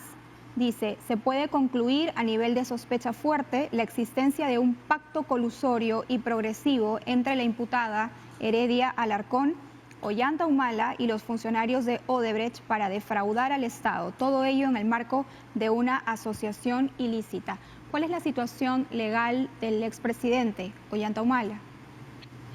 El expresidente Ollanta Humala, desde la perspectiva de que ha sido jefe de Estado, tiene todavía una condición, un tratamiento especial desde el punto de vista procesal. Los fiscales de primera instancia, los fiscales del equipo especial, como la doctora Norma Giovanna Mori, no tienen la legitimidad para poder investigar directamente al expresidente constitucional, el señor Humala. Para ello se han cursado las copias correspondientes a la Fiscalía de la Nación. Es la señora fiscal de la Nación la que tiene que determinar justamente todo el desarrollo de estas investigaciones. Y ya lo ha hecho. Hace aproximadamente unas 2 o 3 semanas se abrió investigación preliminar contra el señor Humala también. En ese sentido ya tenemos esa decisión tomada por parte del Ministerio Público a su más alto nivel, que también de alguna forma se compatibiliza con las investigaciones de la doctora Mori en primera instancia. Ahora, pasemos al caso de Susana Villarán, porque tenemos la información de que el fiscal Carlos Puma, por razones personales, ha renunciado al equipo especial, ¿no es cierto?, que se encargó de asumir estas investigaciones. Entonces, ¿cómo queda eso? Sí, efectivamente es una noticia para nosotros muy sensible, porque el doctor Carlos Puma ha sido un fiscal no solamente valiente, sino también muy profesional en su trabajo.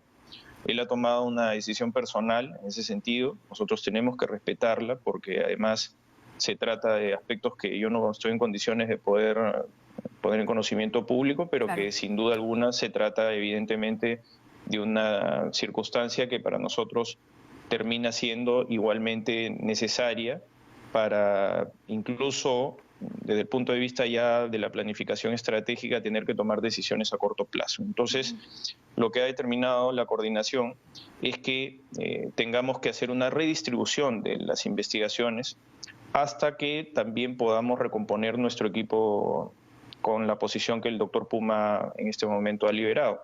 Entonces, en ese sentido, lo que hemos determinado es que como el doctor Pérez tiene una mayor capacidad operativa y se trata de un caso de muy alta complejidad, el de la señora Villarán, y además ya el doctor Pérez había formulado acusación contra el señor Toledo y otras personas en el caso Interoceánica, ha podido ya ser capaz también de liberar un espacio para que pueda ocuparse de un caso de esa envergadura ante la salida del doctor Carlos Puma.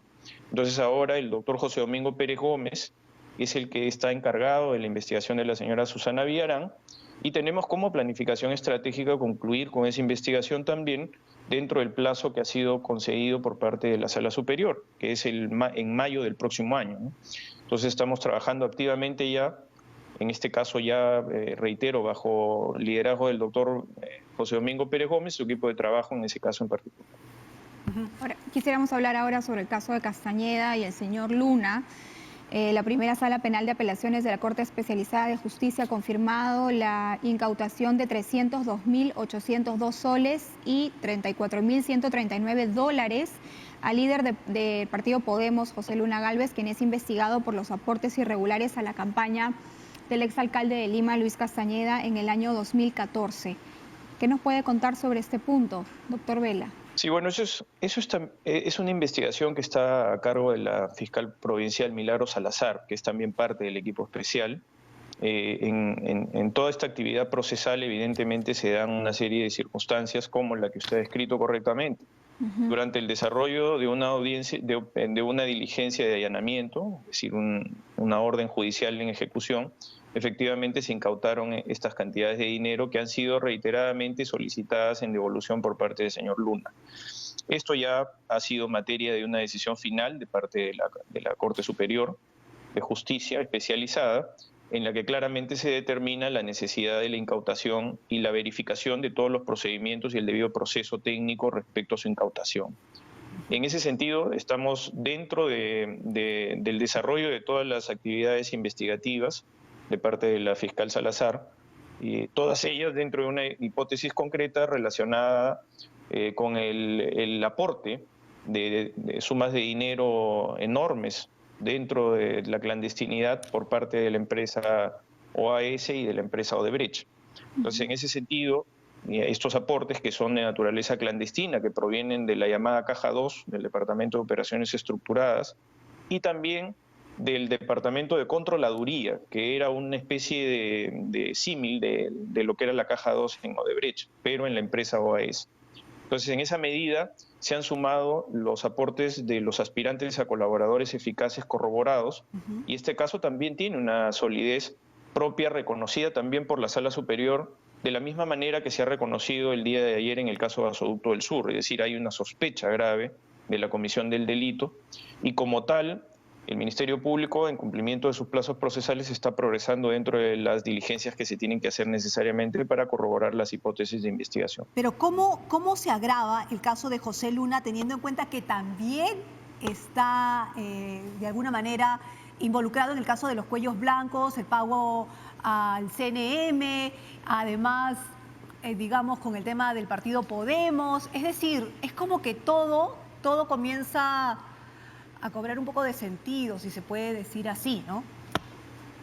Sí, porque los cargos de agrupaciones criminales, de asociaciones ilícitas, es decir, de gran criminalidad o criminalidad organizada, tienen una serie de conexidades, tienen una serie de hipervinculaciones. Nosotros tenemos una parte del caso relacionado con el lavajato, es decir, con el desarrollo de las actividades comerciales corruptas y de lavado de activos de parte de estas empresas brasileñas, dentro de lo que correspondía a las actividades de la gran obra pública, es decir, de la concesión de obras públicas. Y, por supuesto, también de los financiamientos ilícitos a través de prácticas de lavado de activos de las campañas de determinadas personas, en la búsqueda justamente de este tipo de favorecimientos en el otorgamiento de la obra pública. Ahora, es verdad que muchas de estas condiciones y estas prácticas se van relacionando. Como es de público conocimiento, yo no soy el coordinador del caso Cuellos Blancos. Claro. Ahí están trabajando bajo incluso las direcciones de las propias Fiscalías Supremas. Por tanto, no me podría corresponder hacer un comentario específico de los otros casos en principio porque no tengo el detalle, no los conozco, pero sin duda alguna se trata de hechos gravemente ya incorporados a investigaciones por parte de fiscales muy valientes en el Callao, que están haciendo su trabajo bajo la, entiendo, también coordinación de las Fiscalías Supremas correspondientes. Doctor Vela, para cerrar ya quisiera retomar el tema de la señora Nadine Heredia, ¿no? Hay todavía un margen de tiempo dentro de este camino judicial. ¿Qué es lo que sigue ahora? En el caso específico de la señora Heredia, no hay que olvidar o no hay que soslayar el hecho de que tanto el señor Humala Tasso como la señora Heredia y otras personas acusadas están pendientes de la finalización de la etapa intermedia en el caso del financiamiento ilegal de campañas a través de prácticas de lavado de activos vinculadas a organizaciones criminales. Esta etapa intermedia nosotros estimamos que debe concluir durante el transcurso de los próximos seguramente 1 o 2 meses a más tardar, y entraremos ya a un juicio que es el que determina la culpabilidad o inocencia de las personas acusadas. Estas etapas son dirigidas por parte del Poder Judicial, ya no por el Ministerio Público. Por tanto, doctor, tenemos algún nivel de... ¿En cuánto tiempo dijo? En 1 o en 2 meses, según me ha informado el doctor Juárez Atoche, que es el fiscal encargado de ese caso en particular, deberían estar concluyendo las etapas intermedias. Pero reitero, eso es parte también ya del manejo y la dirección del Poder Judicial. El Ministerio Público no dirige esa etapa en particular y tampoco dirige la del juzgamiento. Entonces estamos a la expectativa de que se pueda seguir avanzando para que estemos a puertas del inicio del juzgamiento correspondiente, tanto del señor Humala Tasso, la señora Heredia en ese caso en particular, y otras personas que han sido también acusadas por el fiscal Germán Juárez Atoche. Es decir, ¿de cuántos casos estamos hablando se van a judicializar en los próximos meses? En principio esa es la primera acusación, que ya está en un control formal evolutivo, digamos, ya para finalmente determinar el desarrollo del posible juzgamiento, porque ya se han superado incluso las etapas de saneamiento procesal. Entonces ya solamente falta la admisión de medios de prueba y estaríamos a puertas del inicio del juicio oral correspondiente. Pero hay otras acusaciones que todavía están pendientes de ese control judicial, es decir, de esa etapa intermedia. Está el caso de Ecoteva, está el caso de Interoceánica, está el caso del Metro de Lima, que ya tienen acusaciones, pero que tienen que ser necesariamente controladas por parte del Poder Judicial. Reitero, esas son etapas que el Ministerio Público no dirige. Y ahí sí tenemos una dependencia directa de cómo avance el Poder Judicial de acuerdo a su planificación. Ecoteva, el Metro de Lima, Interoceánica, ¿y qué más dijo, perdón? Bueno, el caso justamente de la señora Heredia y del señor Humala Tasso, ¿no?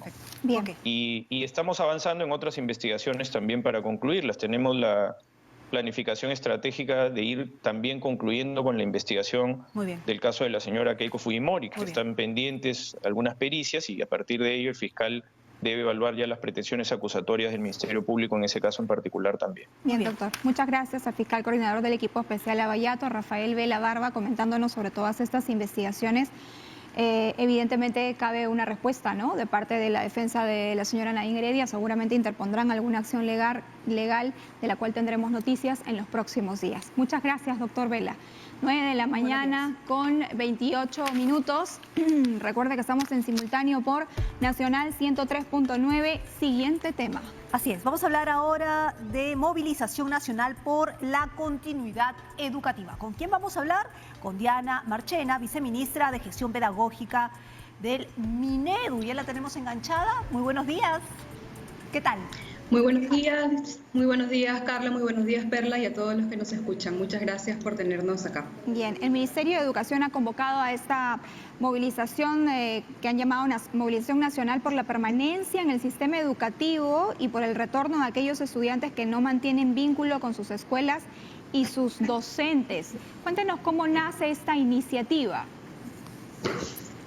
Sí, bueno, esta iniciativa nace como respuesta a los momentos difíciles que nos está tocando vivir, ¿no? Entonces, bajo ese contexto es que el Ministerio de Educación, así como los servicios educativos de los distintos países, identifican que hay estudiantes que pueden estar alejándose del servicio educativo y las graves consecuencias que eso puede traer para ellos y su trayectoria personal, pero también para nuestra sociedad. Sobre eso, el Ministerio ha propuesto esta campaña por la permanencia y la continuidad en el servicio educativo, que tiene varios componentes. Se los describo, los componentes. Claro, por favor, sí. Muy bien. Uno es una campaña comunicacional que vamos a lanzar con mucha más fuerza en estas semanas. Es una campaña comunicacional que es de Educación No Para, donde promovemos que las familias reconozcan la importancia de la educación y los impactos que tiene, digamos, desconectarse de la escuela. Como segundo componente, hemos incluido en nuestra propuesta pedagógica en Aprendo en Casa contenido vinculado a informar a los estudiantes sobre los impactos positivos de continuar en la educación a través de experiencias de aprendizaje vinculadas a estos temas. El 4 de septiembre y el 11 de septiembre en Aprendo en Casa para secundaria se pudo ver una telenovela, en realidad, donde los estudiantes pudieron ver los casos de chicos de secundaria que están decidiendo cuál es la mejor trayectoria educativa. Y a partir de eso, en ese contexto que es mucho más, digamos, mucho más dirigido a un lenguaje que ellos entienden, se les informó cuáles eran los impactos de dejar la educación secundaria y de no pensar en una trayectoria educativa para su vida futura. Finalmente estamos incorporando también a partir de finales de este mes un sistema para las escuelas que es un sistema de alerta. Y lo que hace es, con información del Ministerio de Educación, identifica a los estudiantes que pueden estar en riesgo de abandonar la escuela.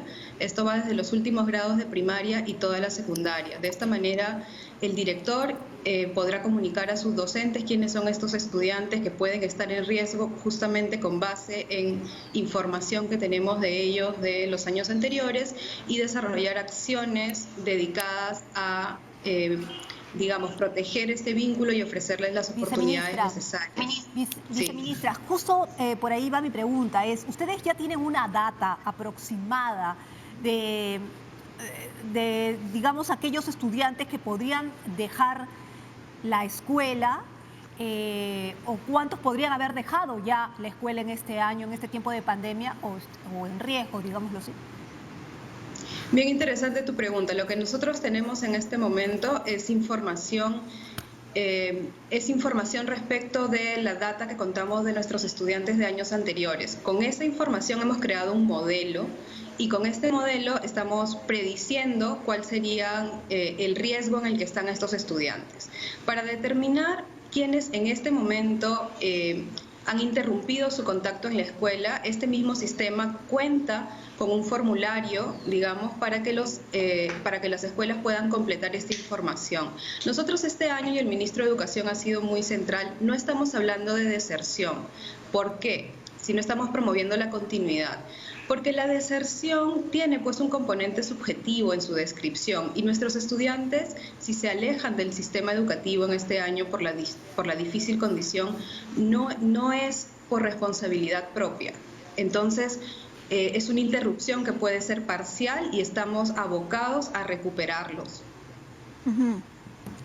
Claro, una de las principales razones de la deserción escolar o de el riesgo de que haya deserción escolar o interrupción en este momento tan particular que estamos viviendo es por un tema de crisis económica por la cual están atravesando las familias peruanas. Sí, por supuesto, es la crisis económica, pero también hay un impacto socioemocional en nuestras familias y en nuestros estudiantes. Entonces, lo que nosotros proponemos desde la escuela es estrategias flexibles de atención. Nuestros maestros flexibilizan la frecuencia de su atención y de su contacto con los estudiantes dependiendo de los horarios en los que tienen disponibles, dependiendo de los medios a los que pueden acceder al contenido pedagógico. Entonces, lo importante, y acá es central, tenemos que ser un sistema flexible, un sistema que se acomode a la diversidad de nuestros estudiantes. Y esto supone que ellos sepan que no importa, y las familias sepan, si es que he dejado de contactarme con mi docente 1, 2 semanas, 3 semanas, porque he estado pasando por una crisis familiar, una crisis momentánea que estamos superando, en la escuela estamos abiertos a recibirlos en cualquier momento. No importa si han perdido el contacto 2 semanas, 3 semanas, o si en este momento ya están en condiciones de recuperarlo, nosotros estamos abiertos, sus docentes están con muchas ganas de recibirlos y los van a seguir intentando contactar. Nuestra plan en este momento, y nuestros docentes están abocados a mantener ese contacto por los medios que sean posibles, con la frecuencia que sea posible y haciendo las adecuaciones necesarias. Todos los queremos en la escuela, todos los estamos esperando. Viceministra, nuevamente el tema psicológico entonces sobre la mesa, ¿verdad? Un tema que a veces nos cuesta hablar porque los chicos no manifiestan las cosas a veces oportunamente, o están confundidos, o hay problemas al interior de las familias. El tema económico, la pérdida del sustento se convierte en un factor de estrés enorme al interior de cada casa, y cada casa es un mundo. Pero entonces, partiendo de este punto, ¿qué es lo que está pasando en la cabecita, digamos, en los entornos intrafamiliares de nuestros estudiantes? Usted habla de este impacto socioemocional.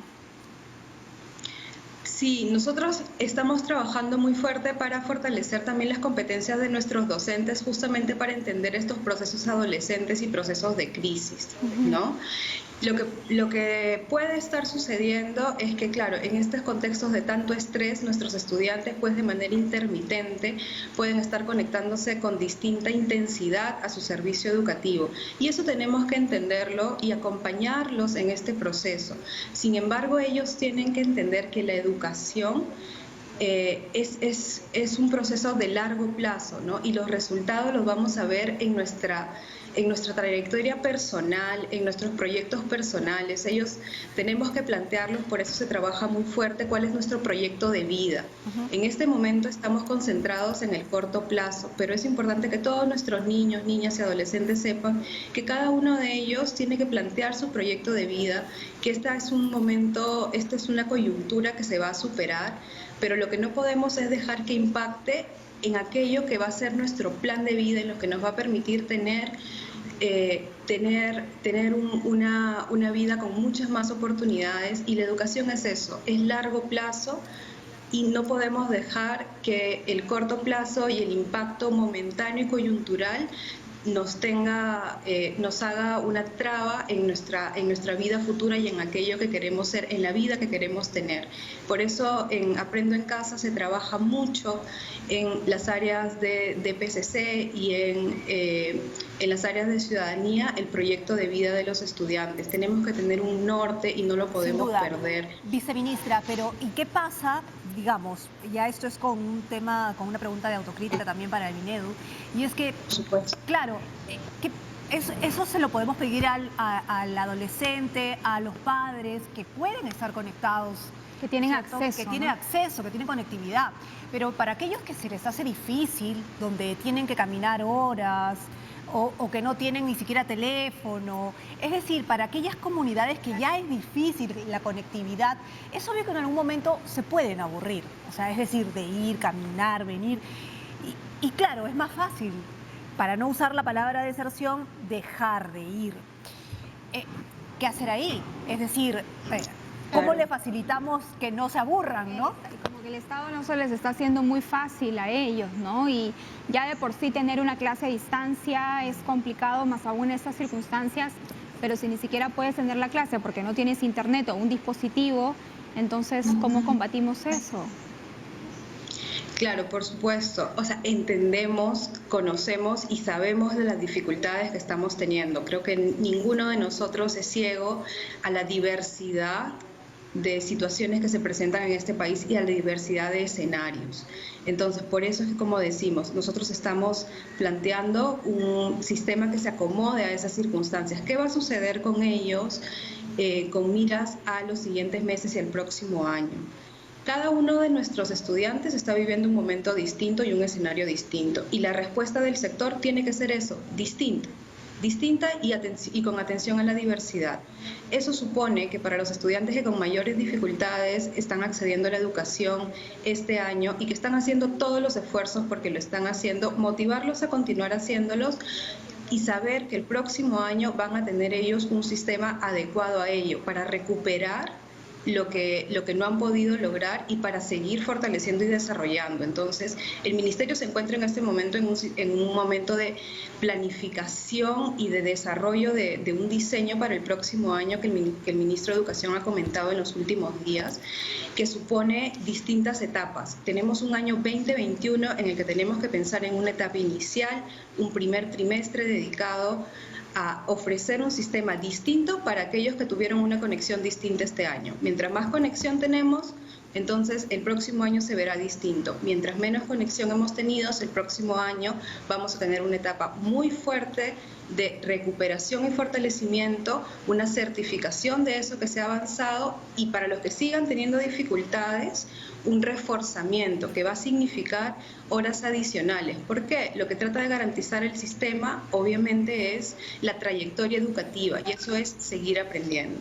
Claro, más aún cuando se augura, ojalá no, pero se augura que el otro año también tengamos una educación a distancia o tal vez sea intercalado, no sé, dependiendo cómo avance la pandemia en el mundo. No es una cosa que dependa de nosotros, ¿no?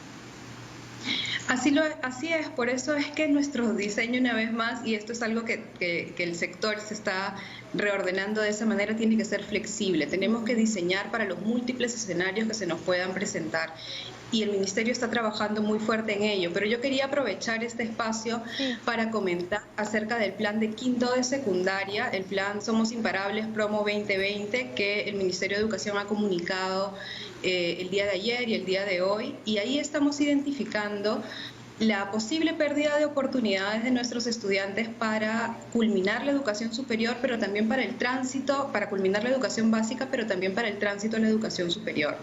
Y en ese sentido, la propuesta del Ministerio es, para culminar la educación básica, obviamente, es dar todas las oportunidades necesarias para que nuestros estudiantes puedan contar con su certificado de haber culminado la educación básica, que es tan importante para el país. Y por otro lado, para ayudar en este tránsito a la educación superior, vamos a desarrollar varias estrategias. Entre ellas tenemos un programa de televisión que en el mes de octubre, y ya próximamente vamos a anunciar la fecha exacta, pero en el mes de octubre, dedicado a los estudiantes, pero también los que ya terminaron la secundaria, ¿no es cierto?, y que están pensando en el tránsito a la universidad o al instituto, y este programa se va a basar en orientación vocacional, información sobre educación superior y también a prepararlos para el ingreso y la permanencia a la educación. Dice que esto arranca en octubre, ¿no, viceministra? Esto arranca en octubre. En las siguientes semanas vamos a ver ya las campañas de la fecha exacta, y es un programa dedicado a prepararnos para ingresar y permanecer en la educación superior, aquellos que tienen este interés. Y por otro lado tenemos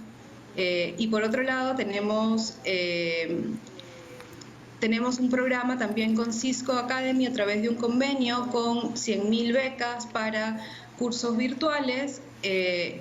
Una vez que culminen estos cursos virtuales de 40 horas, hay una fase 2 que tiene también 25.000 becas con formación para 4 temáticas y también certificable, y finalmente aquellos que pasen por esta etapa pueden acceder a becas para institutos de educación superior. Eso está en inscripción en este momento. Es como un bachiller.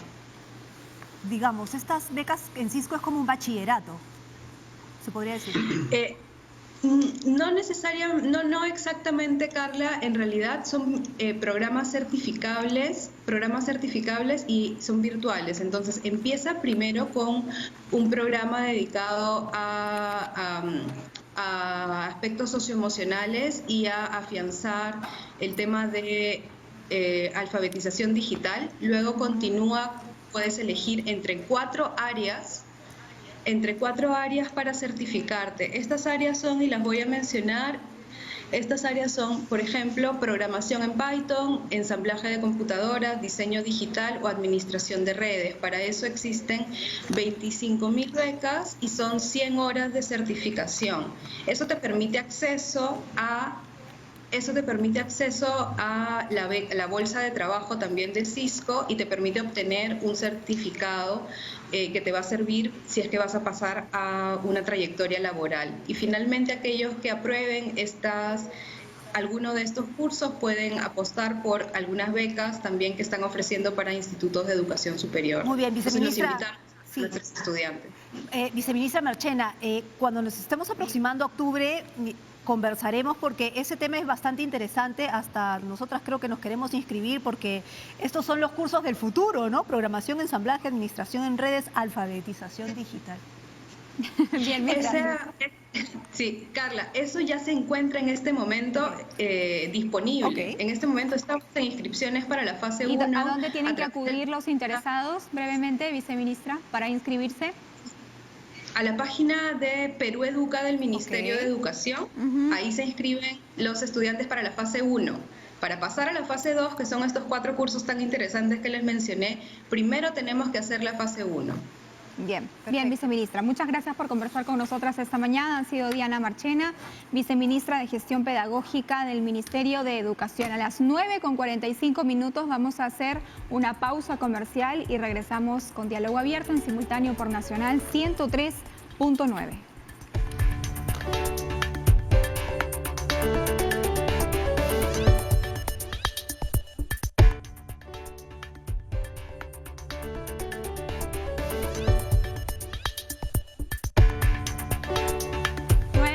Con 48 minutos, estamos en Diálogo Abierto. El día de ayer se recordó el Día Internacional de la Brecha Salarial, Carla. Así es un día importante. Ayer pasó, digamos, desapercibido un poco para algunas personas, porque claro, pues estábamos atentos al tema de la vacancia, al debate, pero es un hecho bastante importante porque es un hito ganado, el hecho de que las mujeres puedan ganar. Ahora, no sé si en la realidad se cumpla en su totalidad, ¿cierto? Es una lucha continua. Claro, por eso no es una celebración. Claro, lo que pasa es que no sucede, ¿no? Como dice nuestro señor director, a igual trabajo, igual sueldo entre hombres y mujeres, y lamentablemente esto es algo que todavía no se da y sobre lo cual tenemos que hablar mucho para que podamos generar algún tipo de cambio. Y para eso se encuentra con nosotras esta mañana María José Gómez González. Ella es directora de la Fundación Forge. Buenos días, bienvenida. ¿Qué tal? Bienvenida. Buenos días, ¿cómo están? Un gusto estar aquí con ustedes. Hablemos justamente sobre esta brecha. ¿Cuánto nos falta todavía para igualarnos, estar en igualdad de condiciones en cuanto a salario se refiere? Mira, los estudios dicen, las publicaciones hablan de 100 años, algunas de 150. La verdad es que es muy difícil calcularlo porque esa brecha, la reducción de la brecha y las causas de la reducción de esa brecha tienen mucho más que ver con patrones culturales que con un proceso económico lógico, digamos, ¿no? Entonces irá mucho de la mano, como ocurre ahora, ¿no? No es la misma brecha la que tenemos en Perú, a la que hay en Finlandia, por ejemplo, ¿no? Por poner 2 países que tienen una brecha diferencial entre ellos. Entonces, tenemos que pensar en avanzar en el cambio social para que se vaya reduciendo esa brecha que sigue siendo desproporcionadamente amplia todavía. Ahora, si es un tema cultural, tendríamos que esperar en algunos países que son más antiguos, hay otros más nuevos, digamos,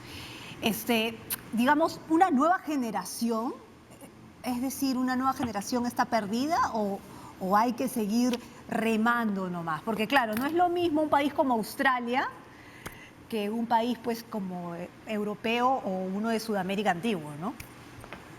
Sí, claro. Mira, es interesante lo que dices, pero podríamos confiar en que depende de generaciones y que la siguiente generación vamos a ver reducida esa brecha, pero no necesariamente depende de eso, porque si vosotros os fijáis, la brecha está muy vinculada a qué tipo de empleo realizan las mujeres, ¿no? Que la mayor parte de empleos informales están ocupados por mujeres de medio tiempo, los empleos que no son empleos, ¿no? Sino situaciones de explotación laboral como servidumbre, explotación sexual, ahí está lleno de mujeres, bolsones muy grandes de empleos asociados a mujeres, no sé, enfermería, trabajos donde los salarios son bajos, no son muy altos, es donde están las mujeres porque está vinculado a temas de cuidado. ¿Y por qué las mujeres estamos en estos espacios? No es porque tengamos una inclinación natural a estudiar profesiones donde luego nos van a pagar salarios bajos, sino porque las mujeres seguimos haciéndonos cargo de un porcentaje muy alto de las tareas de cuidado de crianza de nuestras familias, de cuidado de personas enfermas y del trabajo doméstico también. Entonces, a eso me refiero con la carga cultural que tiene la brecha salarial, que mientras las mujeres sigamos haciéndonos cargo, pueden pasar muchas generaciones, pero si no se acorta la brecha de tareas, si no hay mayor corresponsabilidad, pues difícilmente se va a equiparar la brecha por muchas generaciones que pasen, ¿no? Claro, ahora y con esta pandemia, esa brecha creo que es mucho mayor, ¿no? Porque tenemos que... las mujeres tienen que trabajar, pero también tienen que educar a los hijos porque ya no van al colegio, tienen que jugar con los hijos, cuidar a los hijos, limpiar la casa, en fin, es como si todo se hubiese maximizado para ellas en cuanto a labor y al final terminamos siendo un poco más estresadas de lo normal. Sí, fíjate lo que dices es tal cual. Fíjate que esta pandemia no tiene cosas buenas, ¿no? Pero nos está permitiendo observar algunas dinámicas. Y este tema del cuidado, de lo que significa el cuidado y de lo que significa para las mujeres el cuidado, esta pandemia lo ha resaltado mucho, lo ha levantado mucho. Igual era la situación antes. O sea, las personas enfermas, las personas adultas mayores, personas con discapacidad, los niños y niñas, que uno no empieza el colegio cuando nace, ¿no? Han estado siempre bajo nuestro cuidado. Ahora me parece que como están en casa bajo el cuidado y el ojo y la atención del papá y de la mamá, se visibiliza mucho más y se dice, Dios mío, cómo uno no puede trabajar con esta situación, ¿no? Pero además el tema de los centros educativos cerrados, y no solo los centros educativos, sino los centros de cuidado diurno, que no hay espacios donde puedan ir los niños y niñas de 0 a 3, de 0 a 8 años, para que las mamás puedan salir a trabajar, porque las mamás son quienes están haciendo cargo de las criaturas, limita totalmente la posibilidad. Y además no solamente es que no estén trabajando generando ingresos y por lo tanto llegando a una autonomía económica que es necesaria, sino que ahora se está desarrollando muy fuerte todo lo digital. Las empresas están desarrollando todas las habilidades vinculadas a, lo acaba de decir, está escuchando a la viceministra, y tal cual, ¿no? Todo lo que se está desarrollando ahora, que se desarrolla por un lado en la escuela, pero por otro las escuelas también lo están desarrollando en la gente que no tiene esas habilidades digitales y que hoy se requieren. Y las mujeres, sobre todo las mujeres jóvenes que tienen niños y niñas pequeños, se lo están perdiendo, ¿no? Entonces la brecha acompaña, la brecha salarial, pero que además acompaña la brecha de desarrollo profesional, y que por supuesto aleja el empoderamiento, nos aleja del objetivo del empoderamiento femenino. Ahora, pero esta pandemia también no pudo haber sido, o no puede ser, porque todavía tenemos, creo que para un ratito más, la oportunidad precisamente de que la necesidad nos lleve a un cambio cultural. Es decir, claro, hay familias, no me gusta el término porque muchos lo utilizan como familias disfuncionales cuando las familias son como son, pero de repartir roles, y no en roles me refiero a lo que hacen las mujeres y lo que hacen los hombres, sino que hoy día tú lavas, hoy día tú recoges la mesa, hoy día, independientemente que seas hombre, mujer, ¿no es cierto? Es decir, repartirse simplemente las actividades de la casa. Sí, bueno, ojalá tengas razón con lo que estás diciendo. Sí está ocurriendo y está generando muchos conflictos, ¿no? Porque claro, ahora están las familias en casa, el hombre y la mujer con hijos o sin hijos, juntos, la pareja.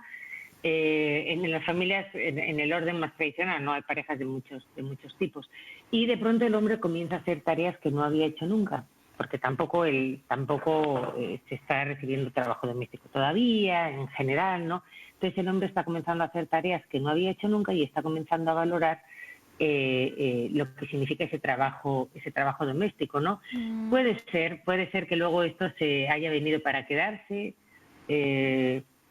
Creo que deberíamos aprovecharlo. Es un poco optimista pensar que se va a quedar, pero yo estoy contigo impulsando que ojalá sea así, que ojalá se quede, ¿no? Ahora, una de las principales causas, según una encuesta que consultó a 72% de los jóvenes, considera que el machismo es la principal causa de que la mujer gane menos en el país, de que la mujer haga más en la casa, de que la mujer al final sea la que un poquito empuja el barco completo sola, ¿no? Sí, esa encuesta la hicimos nosotros en la fundación. Hacemos encuestas cada poco tiempo sobre este tema. Y sí, igual es sorprendente que todavía hay un pequeño porcentaje que dice que la brecha no existe. Otro pequeño porcentaje que dice que bueno, que es así porque la mujer tiene que ganar menos porque su trabajo vale menos también. El porcentaje mayor de jóvenes, y eso es algo alentador, dice que la razón de que la mujer siga ganando menos tiene que ver con el machismo que hay. El machismo está totalmente vinculado a los roles. Si ustedes recuerdan el informe que salió el año pasado, el reporte, la investigación del INEI, decía que las mujeres trabajaban a la semana, son 25 horas más que los hombres, y son casi 40 horas en total que las mujeres trabajan dentro de casa. Échenle la cuenta de trabajar 40 horas a la semana dentro de casa y además encontrar 40 horas más traslados y demás, 50, 60 horas trabajar fuera de casa. Eso no es viable, económicamente no es posible. Entonces la mujer no solo pone el mejor de los casos que está en un empleo formal, no solamente va a ganar menos, sino que además va a apoyar mucho, va a contribuir mucho menos a su sistema de pensiones, por ejemplo. Entonces va a recibir mucho menos dinero el día de mañana. Y si uno lo piensa, mírenlo a la inversa, porque se habla de la brecha siempre se dice el 30%. ¿Cómo? Que depende Claro. depende de la edad, depende de la zona geográfica, depende de todo. Pero el 30% significa que para que una mujer gane lo mismo que un hombre al año, tiene que trabajar el 30% más. Es decir, que si fuera justa la situación, desde octubre, con lo que estamos trabajando ahora, la mujer ya hubiera ganado lo mismo que el hombre. Hay 3 meses que nosotras trabajamos de más para conseguir el mismo dinero anual que los hombres. Esto, enfocarlo de esa manera está bien terrible cuando uno lo ve, ¿no? Vamos a estar en octubre, como si dentro de 20 días dijéramos, ok, ya, ¿Y cómo no tengo que trabajar hasta diciembre porque ya gané lo mismo que un hombre. ¿Y cómo en la práctica empezamos a reducir esa brecha? Mira, hay diferentes vías ya, porque no podemos hablar siempre de la educación. Educación queda mucho tiempo para que estos niños y niñas crezcan, ¿no? Pero desde luego hay que empezar por la escuela y trabajar el tema de la corresponsabilidad, trabajar el tema de trabajar con las niñas y con las adolescentes y mostrarles construir la ética. No se ha construido la ética, no sabemos de lo que somos capaces porque nadie nos lo está contando, ¿no? El tema de la corresponsabilidad, que se entienda lo que implica, incluso a nivel económico, los beneficios que trae para las personas, para las familias, para los países, pero qué ocurre con las personas que están ya trabajando y los incentivos de las empresas y de cualquier institución. El tema de la conciliación, seguimos conciliando mujeres, hemos peleado tanto conciliar la vida privada con la laboral que nos hemos ganado la conciliación y es nuestra. Entonces, si hay que cuidar a un familiar, conciliamos las mujeres y pedimos permisos a las mujeres. Si hay que ir al evento de la escuela, entonces, ¿qué ocurre con la conciliación de los hombres también, ¿no? Con trabajar desde la meritocracia, con los incrementos salariales, por ejemplo, que las mujeres, los estudios que comparan y las evidencias que tenemos de cuántas veces a lo largo de su vida profesional piden aumentos salariales a las mujeres y los hombres, ustedes lo pueden pensar en su propia vida, seguramente que no me equivoco porque ocurre siempre. ¿Cuántas veces piden incremento laboral? Y ven a sus compañeros que tienen al costado que lo piden mucho más porque se arriesgan más. Incluso aunque no lo pidan, vean profesiones, no sé, aeromoza y aeromozo, secretaria, secretario. Son profesiones que si las representa y las implementa un hombre, tienen unos ingresos más altos, ¿no? Bien, María José Gómez González, directora de la Fundación Forge, muchas gracias por estar esta mañana y por conversar sobre estos temas que sin duda son importantes. No es solamente una cuestión de plata, aunque por supuesto que es vital, ¿no es cierto?, para sacar adelante no solo nuestras familias como mujeres, sino cualquier proyecto que querramos desarrollar personal, sino es una cuestión de empezar a emparejar la cancha, ¿no? De reconocimiento. De reconocimiento, de emparejar la cancha, y eso pasa desde casa, que nos apoyemos entre todos, sumar en equipo. Gracias, hemos llegado al final, 10 en punto de la mañana. Nos vemos hasta el próximo sábado en Diálogo Abierto. Chao.